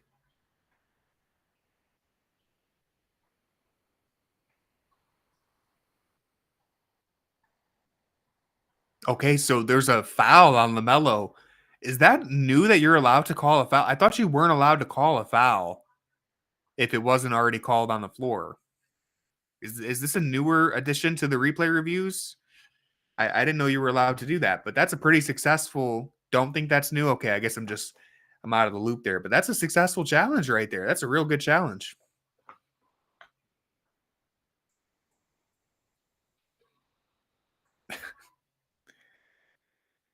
Yeah, Kenny's on fire with the challenges.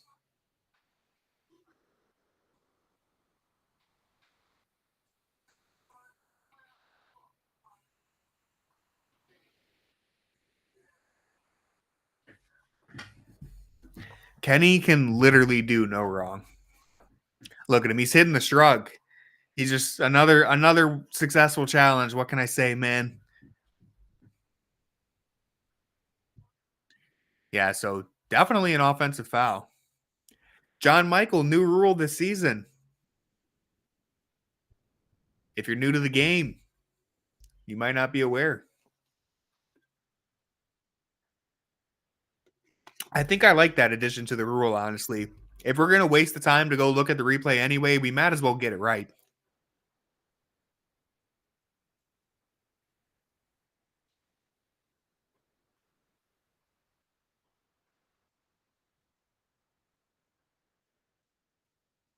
Having Mobley putting his body into him, left it short, but still like the aggression.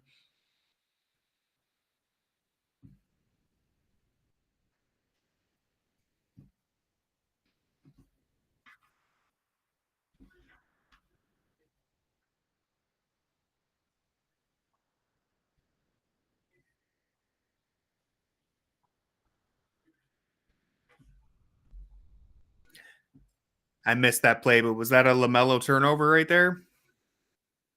I feel like the Cavs have done a great job on LaMelo. I have to imagine that some of it is personal.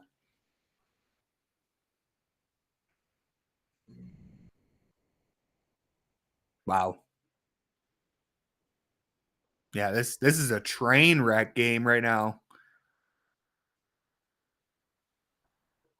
Dean Wade putting the clamps to him. The full moon coming in a couple days, so Dean Wade's nearing full strength.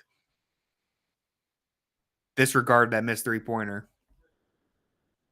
He actually had like his worst game of the season in December during the full moon. So I think Dean Wolf is going to be retired, but it's okay. We can pretend that didn't happen.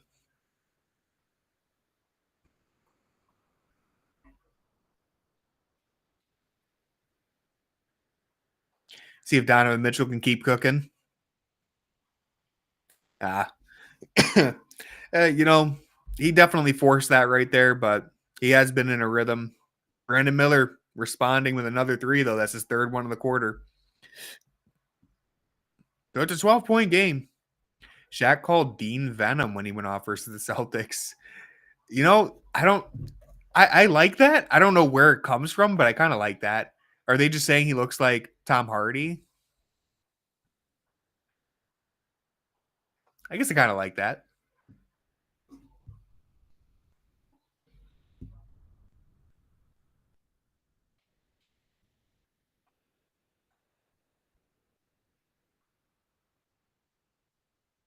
So why is the Pistons mascot here? Has this been explained? I don't I don't quite know why the Pistons mascot is here.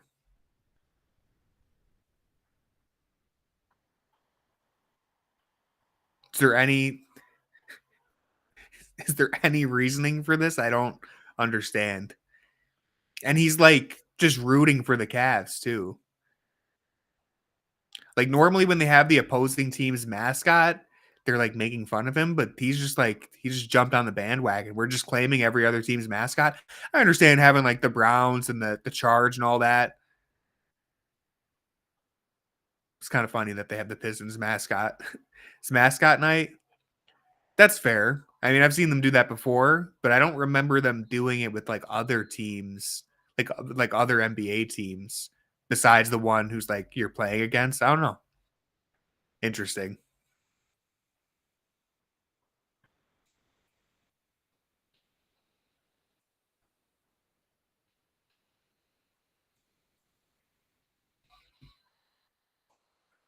Let's check what's going on across the NBA right now. There's not that many games on, I don't think. We got Pelicans are up by 14 on the Wizards. That's a basketball game I have no interest. You couldn't force me to watch that game. Jazz and Magic are tied at halftime. The Jazz just absolutely creamed the Miami Heat last night. Shout out Colin Sexton. The Rockets up by 14 against the Lakers, 36-22. And that's all we got going on in the NBA right now. We got Warriors Kings at 8:30. I mean that's an okay matchup, but I think the NBA matchups probably peaked at 3:00 today when Celtics played the Thunder. Not really too enthralled by any of these other matchups. Lakers Rockets could be fun if it ends up getting closer, but right now 36-22. Jaylen Green had 18 in the first quarter against them. Big game for Mountain Union at 8.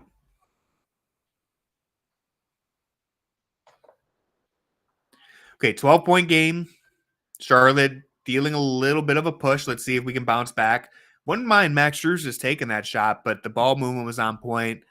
Charlotte in the zone, so they just stay patient. You're basically playing pickle in the middle right there with Max Strus and Darius Garland just sharing the ball back and forth so they get enough daylight to take a three. Darius knocks it down. Division III football championship. Let's go.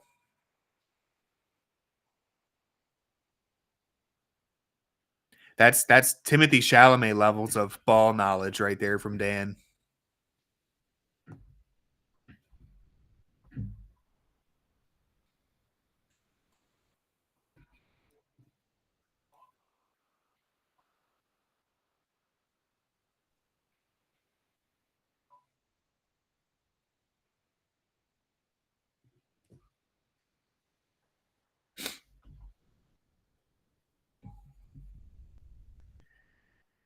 I respect it, Dan.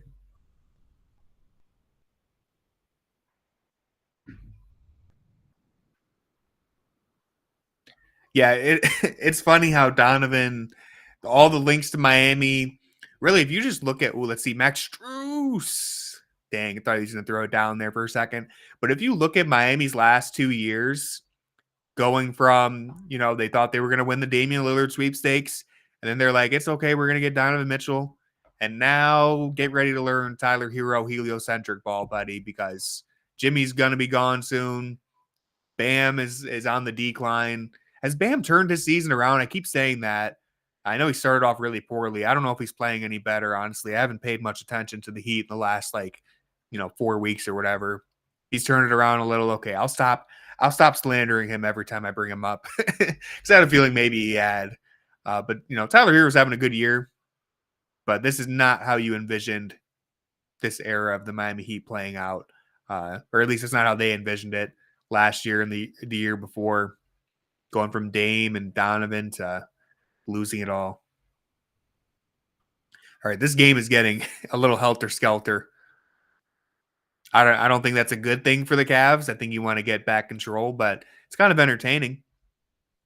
I'll take this, a little helter-skelter fun rather than just seeing the Cavs absolutely, whoa, Darius with some crazy stuff going there. But yeah, at least there's something entertaining going on. Some of the second quarter got a little bit boring. Not that I'm complaining that the Cavs were up by 20, but sometimes there's just not much going on. Donovan should pass LaMelo in votes just for that missed layup. I agree. I really am surprised that LaMelo is just leading by so much. He's up by like 200,000 votes. I understand that he's so popular on social media, but I was surprised that he's leading by that much.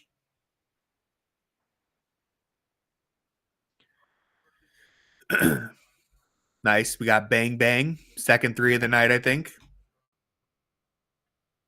Good to see Karis LeVert create something. I feel like he's been a bit quiet tonight. There we go. Almost picks up a steal.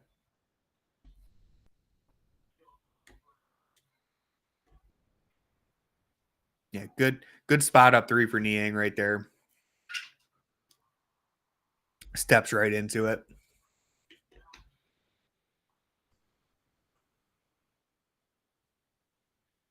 Offensive foul. Yeah, I think after Miller hit those 2 threes to start the quarter, I think the Cavs have done a pretty good job being aggressive, fighting over screens right here. Like Max Strus draws that offensive foul because he's being aggressive, chasing Miller over the screen. Georgia hit in the face.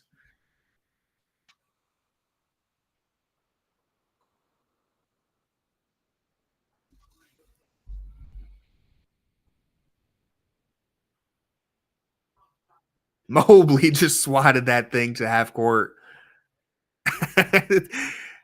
That was like it looked like he was playing against his little brother right there. That was crazy. That was a disrespectful block. And the Garland kiss of death. Good night, Charlotte. It's over. You tried your best, Charlotte. You showed pretty decent effort for a little while, but I'm calling it. That's game time. You just lost to Evan Mobley and Darius Garland.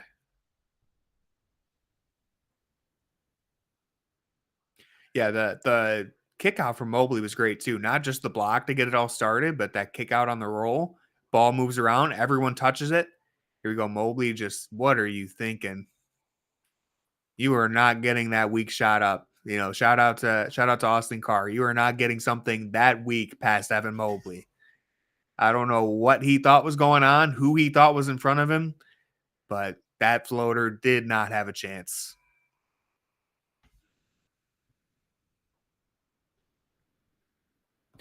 It's not very often that you see Mobley block a shot like that either, because usually he'll just bring it down himself or, tap it to himself or a teammate. Every once in a while, though, yeah, I think it happened against Dallas too. You'll see him just spike it. It's a lot of fun. Although against Dallas, he did spike it to a teammate. Right there, I didn't really pay attention on the replay. Maybe he was spiking that to, I think Niang ended up catching it. Yeah, normally you don't see him try to send it that far.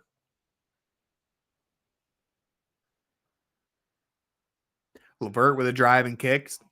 Yeah, another wide open three generated, making it look easy.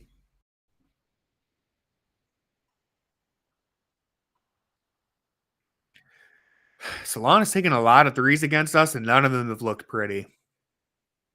I don't know what his 3-point percentage is this season, but let me see.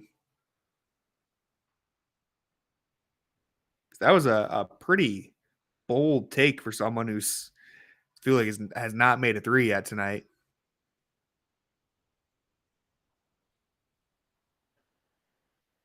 Having Mobley again working that inverted pick and roll. They end up getting a mismatch here for both Donovan and Mobley. Donovan takes it himself. He makes that look so simple. That is not an easy shot. Okay. Salon is shooting.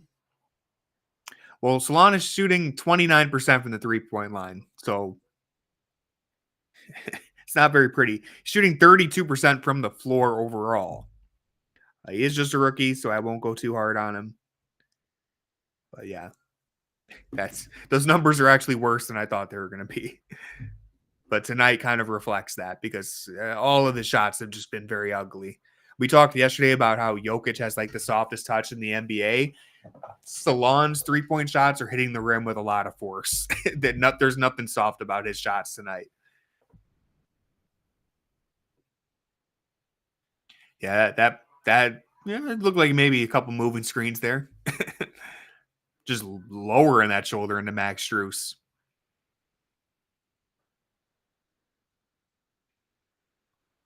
Good defense right there to deny that pass. Max Strus jumping into the passing lane. Looks like Mitchell got hit in the face too now. This game is getting weirdly physical. I would like the Cavs to just, at this point, let's get out of this with no injuries because the Hornets are getting a little physical. Niang got hit in the face. They're throwing bows into Max Strus. Mitchell got hit in the face. It's like, let's get out of here unscathed, please. I don't know if there's some chatter going on, if players are getting angry, but we got Mobley, another inverted pick and roll. Little wraparound pass. That was sweet. Mitchell doesn't quite have it tonight. He gave us that really strong, like 3-minute stretch to start the quarter, but other than that, he's been a little cold tonight. Doesn't really seem to matter though, because he's still playing a great game. It's not always about whether or not the shots are going in. His process has been so good tonight. Tough finish right there. Yeah, I mean, Charlotte, 16 points, I feel pretty comfortable, but Charlotte is, trying to hang in there. They keep throwing counter punches. Max Strus. Max Strus wants to dunk so bad. he is he is going to the rim with a purpose. He surprised me last year with a couple of those posters. I mean, he had one against Portland. He had the big one against Vucevic in Chicago, or against Chicago. I think it was in Cleveland.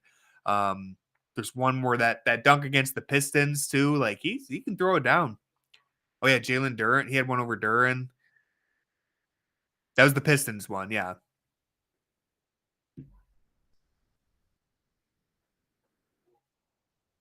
yeah. Max Strus, some sneaky bounce. Came very close to getting two different posters just tonight. Uh, I don't know how close he was to finishing either one of those attempts, but he's gone up strong. I like it. It's a good sign that his ankle's feeling fine too.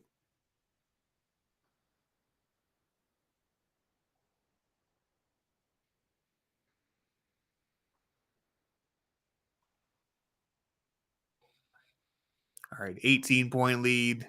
It's over. I try not to be too premature because anything can happen in the NBA, but this game's over. Nice putback right there.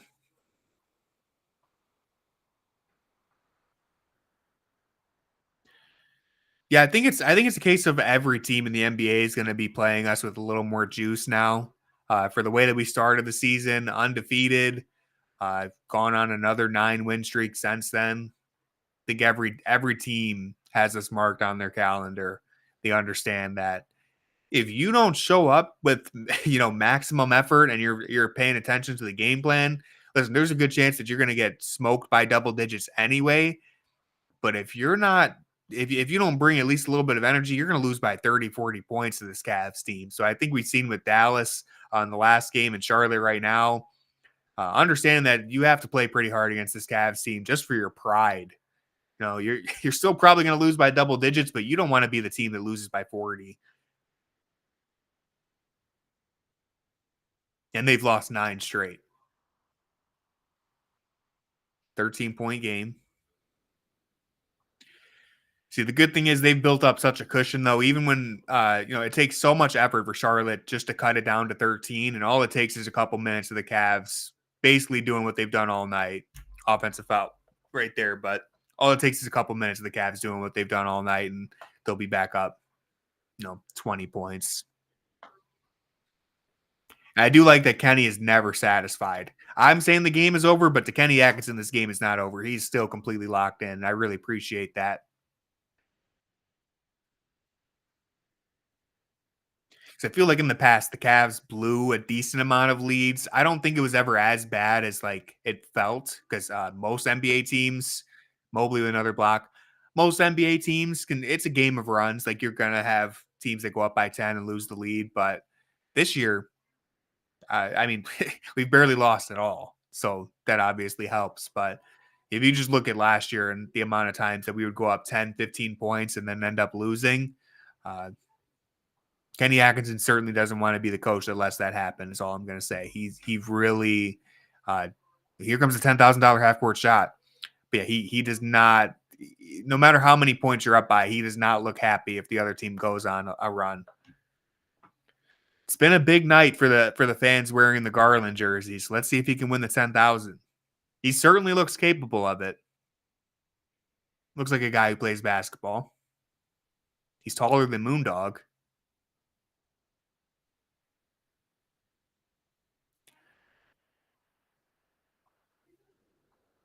I always get worried when they're wearing the hoodie, though. I think it's going to restrict his shooting. Is he going to get the $10,000? I think he's going to hit the rim. Oh, wait, I always forget you get multiple shots. He might get it. He actually might get it. First shot looked good. He's going a little too slow. All right, some of these are close. I think he's going to get it, guys. I think he's going to get it. It's this one right here. Nope. No, come on, man. He blew it. He blew it. He's falling apart down the stretch. Wait a minute. Oh, man. I think he got a little too excited. Some of those shots were hitting the top of the backboard. He needed to meditate a little bit right there. He was a little too excited. It's all right, though. Good effort.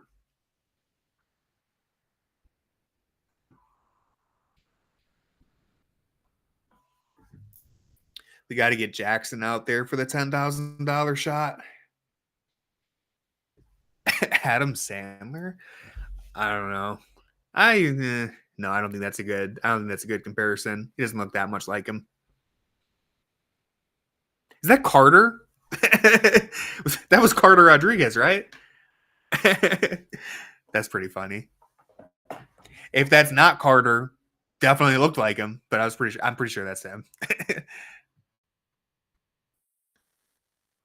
He's sitting because I thought I saw him earlier, and then they just showed him close up. He's sitting. I don't remember which side. I think the Hornets, where the Cavs are on defense. That the baseline where the Cavs are on defense this half. So the Hornets on offense. He's like baseline by the Cavs bench, wearing like a white hoodie. So Dan, you'll probably be able to point him out. Okay, he's by the Cavs bench on the baseline. That was funny.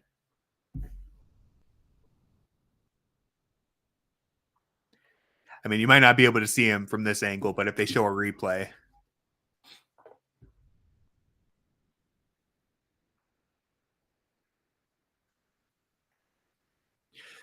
All right, Cavs. Let's put the nail in the coffin. There's a big three. That'll go a long way. That'll help.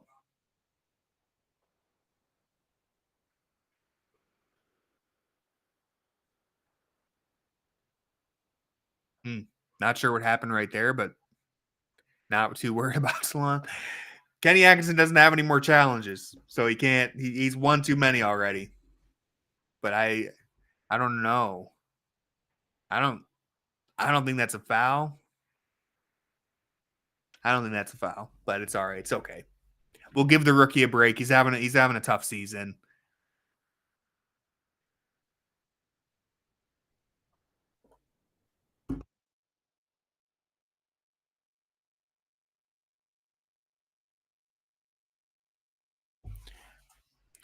Yeah, I think that was clean.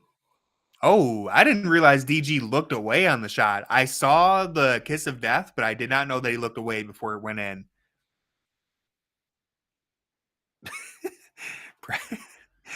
Brad. Gotta love him.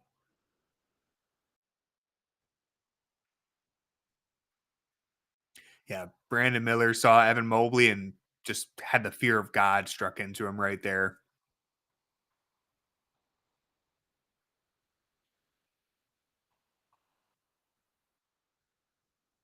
Yeah, he was like, I am not shooting this.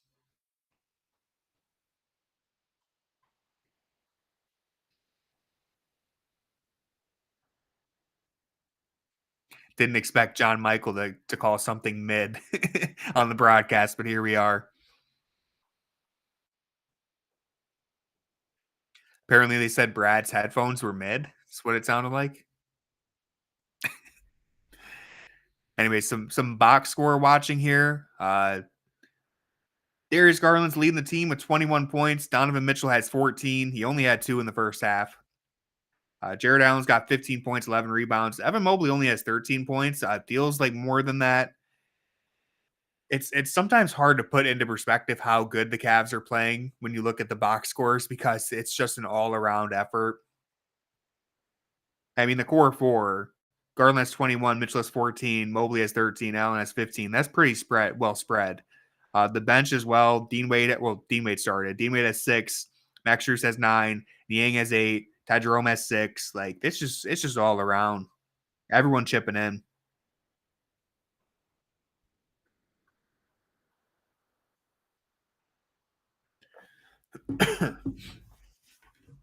Love to see a junkyard dog chain in the crowd. There's Mobley with the double pump fakes, getting himself to the free throw line. I would say that's one area that Evan Mobley still has some room to grow. He has room to grow in plenty of areas, but getting himself to the free throw line a little bit more would be great.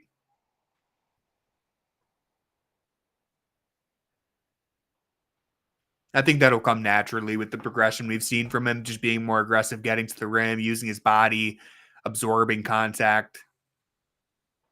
Yeah, I'd love him to get to the free throw line more often. Pull up these numbers real quick so I can get a better sense of it. That's something that I've been watching for a little while with him. Want to see how it's trending this year. All right, so he's averaging a career high 4 free throw attempts per game. That's actually pretty solid. That's about, you'd want him to get to 5 or 6 a game at least. But you have to consider that he's only playing. Sorry, I was distracted by that play. Wanted to see what was going to happen. He's only playing 30 minutes per game, which is a career low. So, free throws are coming along nicely. But the more opportunities he can get for himself with the free throw line, the better. Those are just easy points. Jerome trying to cook. That was pretty good defense right there from the rookie, honestly. He did a good job staying in front. Mobley's also shooting 78% from the free throw line. That's by far a career high. This is something that I was pointing out last year just in terms of like Mobley's subtle progression as a shooter. Rookie season, he shot 66% from the free throw line. Sophomore season, 67%. Last year, he shot 71.9%. So you started to see that growth, that improvement. And free throw shooting has always been like an indicator for, 3-point shooting and just shooting in general. Like it's always been a really good measuring stick. Not for every single player. Like Dean Wade, we just mentioned, isn't a great free throw shooter for whatever reason. But the fact that Mobley was trending upwards, I thought that was a really encouraging sign. It was something that showed to me that he was improving, even if it wasn't always easy to see last year. And then this year, he's jumped up to 78%. So it's pretty great. Shooting them at a career high rate. Let's check his per 36. Is that Atkinson on the hot mic? The broadcast has done a horrible job of censoring and like bleeping out the cuss words this year. You know, I'm not personally annoyed by it or complaining. It doesn't bother me, but they've done a really bad job bleeping out the curse words. Usually you would get like a 10 seconds of silence right there. They would just cut the audio. But we've heard DG. I think that was Kenny on the mic, maybe. It's kind of funny. This broadcast crew needs to set some New Year's resolutions because the instant replays during the live action, all this, they're kind of dropping the ball. Look at that play off the inbound. Ended up being a tough shot, but that was a nice give and go off the inbound.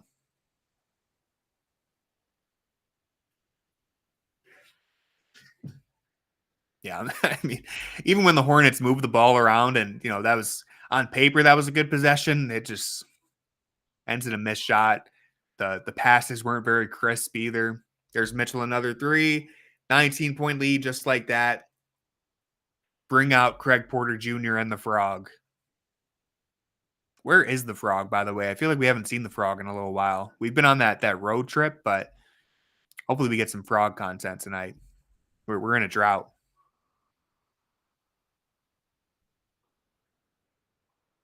Yeah, Donovan only 17. Feels like he has more. Again, he only had 2 in the first half, so it's been a much more normal half for him here. But it's just so efficient. Everything the Cavs do on offense is so efficient. Oh, good take right there.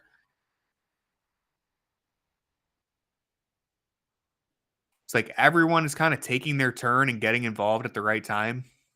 The Frog will be back if we beat OKC. It's got to be back. That was a pretty finish right there with the left hand. And again, it's such a luxury to have. Donovan Mitchell doesn't even really turn up until the second half, and then he's able to just put a team away for you. It's incredible. The rest of the team doing their job for the first 3 quarters, and then Donovan Mitchell can just be your closer if you need him. All right, Jerome will take it. Is he doing the too small? I think you couldn't quite see it, but it looked like he was hitting the too small. Yeah, Donovan Mitchell just really found a groove in the second half.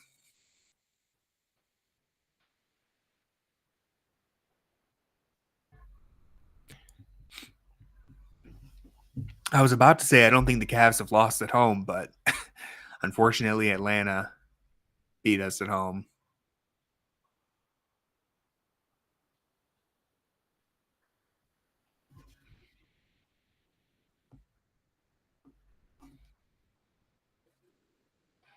Yeah, so Mobley's per 36 free throw attempts is at 4.8.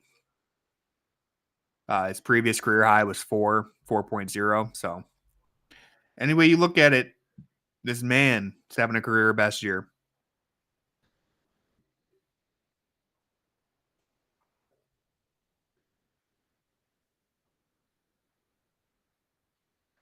And if you look at the percentage of his field goals that are assisted, 68% of Mobley's makes are assisted this year.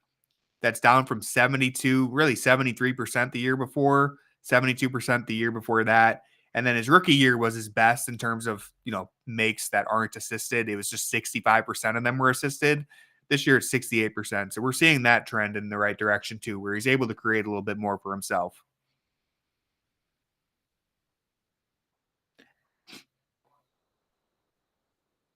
And that's actually just his 2-point makes assisted is at 68%. His 3-pointers, this is actually pretty interesting.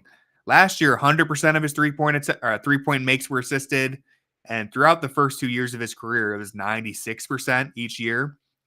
This year, only 80, well, saying only, but 89% of his 3-pointers are assisted, which means he's created a couple off the dribble himself. And I can think of a couple off the top of my head, like the one against Detroit. He did against Toronto too. Like he's had no problem just kind of bringing the ball up the floor and pulling it above the break three. And I think that number, while it's, a little bit of a quirky stat, it kind of shows it right there. He's career low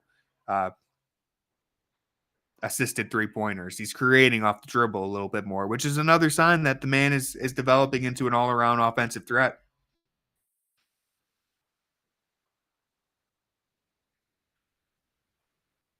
Also, his corner threes. This is an interesting stat because again, we've seen him take more above the break this year. Only 25% of his three-point attempts are from the corner. Before last year, it was 42%, and 40% the year before that. So we're seeing him, expand where he's shooting from as well. He's not just sitting in the corner for all of his 3-point attempts. It's basically half of his attempts last year from the corner. This year, it's only 25%. And he's also shooting 60% on corner threes compared to his previous career high was 36%. So I'm sure that number will dip a little bit. He's not going to shoot 60% from the corner like Steph Curry, but again, every way you cut it, Evan Mobley's having a career best year. We have yet to score under 100 points this season. OKC will be a huge test. Yeah. I'm eager to see how they look against OKC. I think it's going to be a huge, huge test for us. I actually didn't see what caused the tech. I was reading the chat. He got a tech for that signal to the ref. Yeah, that's pretty weak. Not great.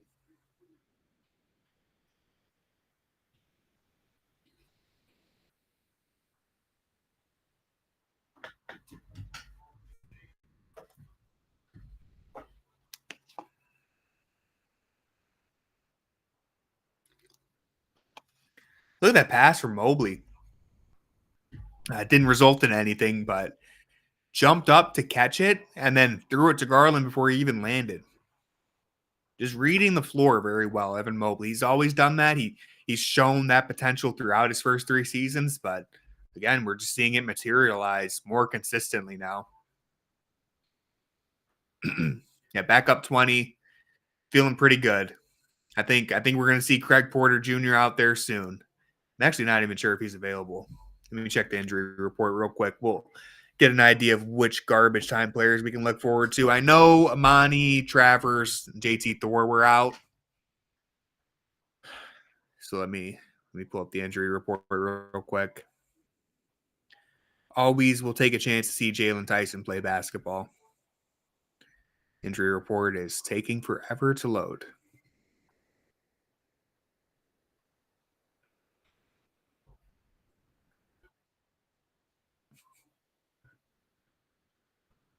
That's going to be an electric matchup, man. Thunder on a franchise best 15-game win streak. And again, neither team, the Thunder have not lost to an Eastern Conference team. The Cavs have not lost to a Western Conference team. That streak's going to be broken for one of them. All right, this injury report just does not want to cooperate. They don't want me to push the Craig Porter agenda. Still loading.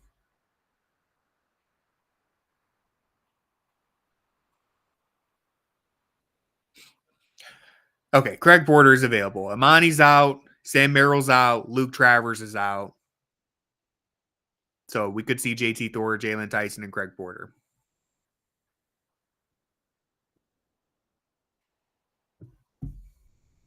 So if you've been in line for JT Thor, you might as well stay in line because maybe we'll get to see a revenge game against his former team.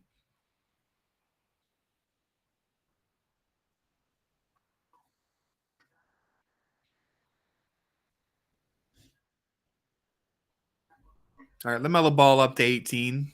He's definitely trying to juice those numbers. Someone lost a shoe. Jared Allen. I think Jared Allen might be my player of the game. It's between him, DG, and Mitchell.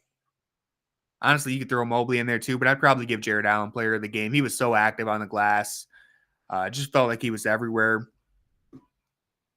His presence in the paint on offense, they got so many easy points. Every bucket that he has just felt so effortless. I'm not sure exactly how many points he has. I'll pull up the box score now, but it feels like all of them have just been open layups, just dissecting the defense. I want to see what LaMelo's shooting from the floor too, because it can't be good. Yeah, Jared Allen's got 17 points, 11 rebounds. Mobley's also got 17, Mitchell 19, Garland 22.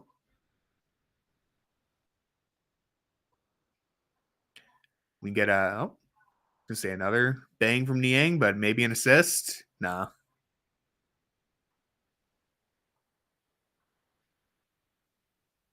Oh, it was his first miss. I didn't even realize he was perfect from the floor too. There's been some sloppy moments for sure. There have been some sloppy moments. Overall, I'm pretty pleased with the way they played, though. There was that moment in the third quarter where it got real sloppy. Allen. Ain't it look so easy. Yeah, we don't play again until Wednesday.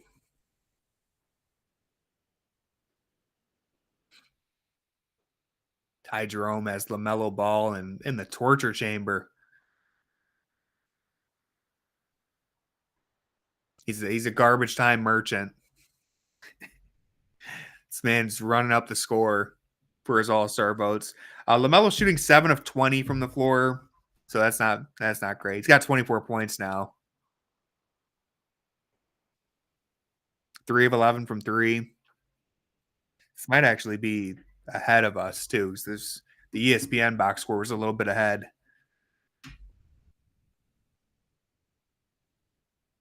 Spam and square, yeah. So on pace for the 10th straight win by double digits. It's pretty good, I think. Not sure that happens very often. Ty Jerome, his patented logo 3. I wonder when the last time Ty Jerome hit a logo 3 was.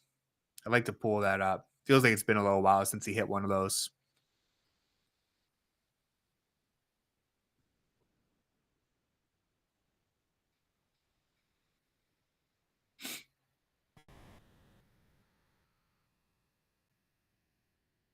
I'm going to be doing the the grades for Fear of the Sword after this game. I'm thinking everyone's going to get a pretty good grade. I'm trying to think of who is not going to get the best grade. Probably Ty Jerome will probably get like a C plus, maybe. I don't know. I have to look at the box score and think about it a little bit. That was a pretty good dime right there, so maybe you'll get a better grade. But I think everyone's going to get upwards of a B plus, A minus. Like everyone played great. Karis LeVert seemed a little quiet. Not sure what he had in this game, but he's going to get a good grade. I don't think anyone's played bad by any means. That's been one of the fun parts about doing the grades this year is I just get to hand out good grades for everyone. Why is Karis LeVert getting an ovation?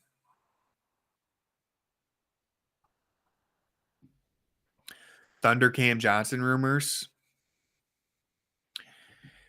Yeah, I tend to be with you in terms of like when you're winning this many games, you really need to shake it up. Oh, they pulled the starters. Yeah, you're right, Dan. Um, yeah, I kind of think when you're winning this many games, it's not a good idea to shake things up. As far as the Thunder go, though, I do think they have so many pieces and they have so many assets to trade. They have so many draft picks, and similar to the Cavs, Cam Johnson like clearly fits what they're trying to do. And I think they could use Cam Johnson even more than we could, in all honesty, because they don't have the best 3-point shooters around Shea. They have guys who can shoot it, but Cam Johnson would, I think he'd probably be their best shooter, right? Like I don't think Cam Johnson would be the best shooter in Cleveland if he joined the Cavs. Like Donovan, Darius, and Max Strus, even Niang are probably all better shooters than him. Sam Merrill. So the Cavs aren't as desperate for the shooting. They're more so desperate for a wing. The Thunder, though, they're a little bit desperate for the shooting. And obviously, he's another wing who just adds to their collection of wings. So I could see making the move if I'm them. Like, I think it makes a lot more sense for the Thunder to give up some chips for Cam Johnson than for the Cavs to do it. But as you said, I do tend to think, if it ain't broke, don't fix it. But you also want to constantly look for ways to improve. So I'll be interested to see what the Thunder do at the deadline. I'm really interested to see where Cam Johnson ends up, because I'd be surprised if he's still in Brooklyn, come the All-Star break. I'd imagine he's going to be traded. Feels like time to cash in the draft assets. Yeah, I mean, dude, you have so many. I don't even know how many picks they have. It's an absurd amount. And at some point, you should probably use them, right? Like, I mean, I guess technically you could just stash a whole bunch of guys in the G League and just keep building for 2030 and 2040 if you want. But I feel like your championship window right now is wide open, right? Like if you're the Thunder, this is as open as the championship window is going to get. It could stay open for a little while, right? Like they're still all young, but like this is as open as it gets for a championship window. And when you have all those extra tools in your shed, you might as well use them. So I'll be interested to see what they do, because they could look to improve.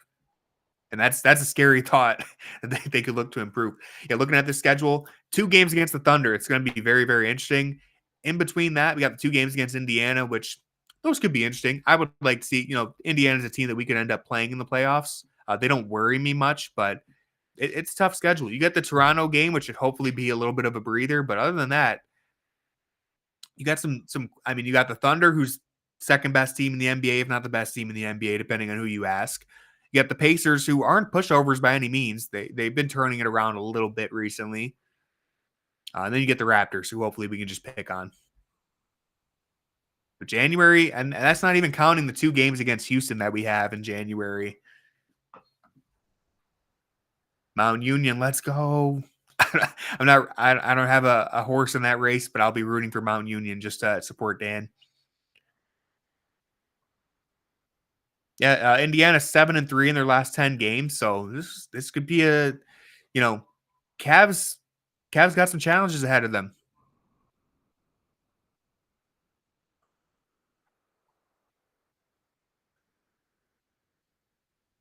All right, there we go. We got the ovation for Ohio, DG. I saw our boys checking in. We got Tristan Thompson, JT Thor, Jalen Tyson, Craig Porter, and Ty Jerome.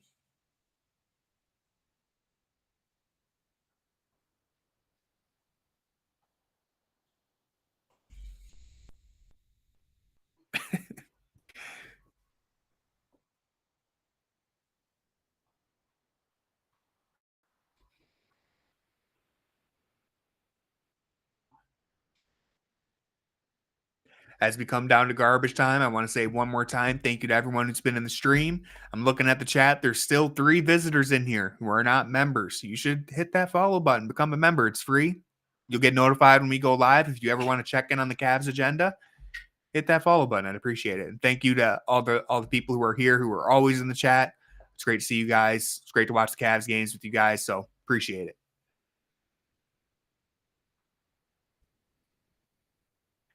Free fries have not been secured yet, but I feel pretty good about it. Although the last time the Cavs put in their garbage time players against the Cavs or against the Hornets, it did not go well. 5 more points. Who's going to give it to us? Oh, that's not a good start.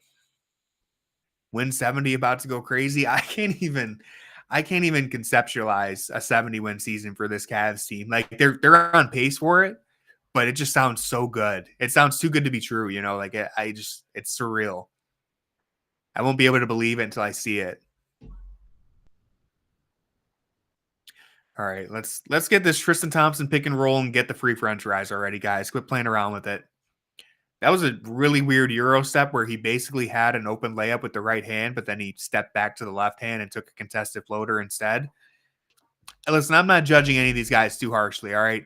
It's really tough to sit on the bench for 2.5 hours and then come in for the last 3 minutes and get any sort of rhythm. So I'm not hating, but that was a funny attempt from Jaylen Tyson there. That was awkward. Here we go. See, this is what I'm talking about. Just get Tristan Thompson the ball. Let's stop playing around. Let's give the fans what they want. Run that pick and roll. Get him going to the rim. Probably don't want him going to the free throw line. So this didn't turn out all that well. Tristan Thompson will give you one. He'll always give you at least one, right? Hopefully. That first miss didn't look too assuring.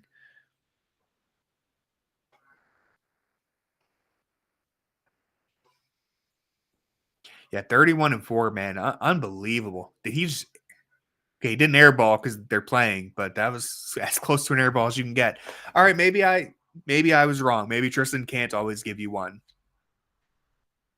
Derpy has to be sweating right now. This looked like a guaranteed 120. Now it's getting a little scary. They better not mess around with this double-digit win streak, too. They almost blew it against Dallas. Hung on just barely.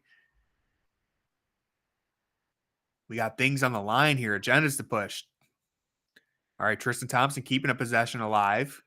I thought that was Karis LeVert for a second. Oh, man, they're blowing it. They're blowing it. We just want to win by double digits and get our free fries. It shouldn't be this hard. All right, Jaylen Tyson, come on. Show me something. Show me something. No. I if I can trust anybody, I know I can trust Craig Porter. Tristan Thompson coming out the baseline. All right. No, they're not hitting 120. That's a guarantee now. Just get a stop so we can keep the double-digit win streak alive. Let's go. Let's go. That was close. Oh, I didn't expect to be sweating at the final 2 minutes of that game, but that got stressful. Unfortunately, I don't think they scored a point in the final 5 minutes of playtime, so no free French fries, but we get the 10th straight win. 10th straight win by double digits, and what more can you ask for? It's pretty great. I can't wait for this matchup against the Thunder. I hope that it's a fun game. I hope that it's a good back and forth game, or the Cavs just absolutely take it to them. Either way, I hope for a Cavs win.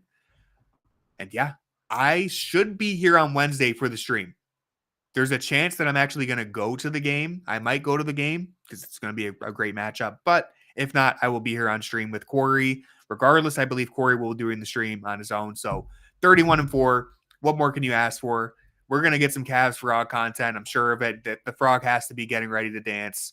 This has been an amazing season. Thank you to everyone who's tuned in. I'm going to go ahead and start typing up these grades for Fear the Sword. So make sure you go over to Fear the Sword and check it out. I'm sure the instant recap is probably already up. The grades will be here soon. If you're not already following Fear the Sword on Playback TV, make sure you hit that follow button. Thank you guys. Everyone have a great night. I'll see you Wednesday, hopefully, and go Cavs.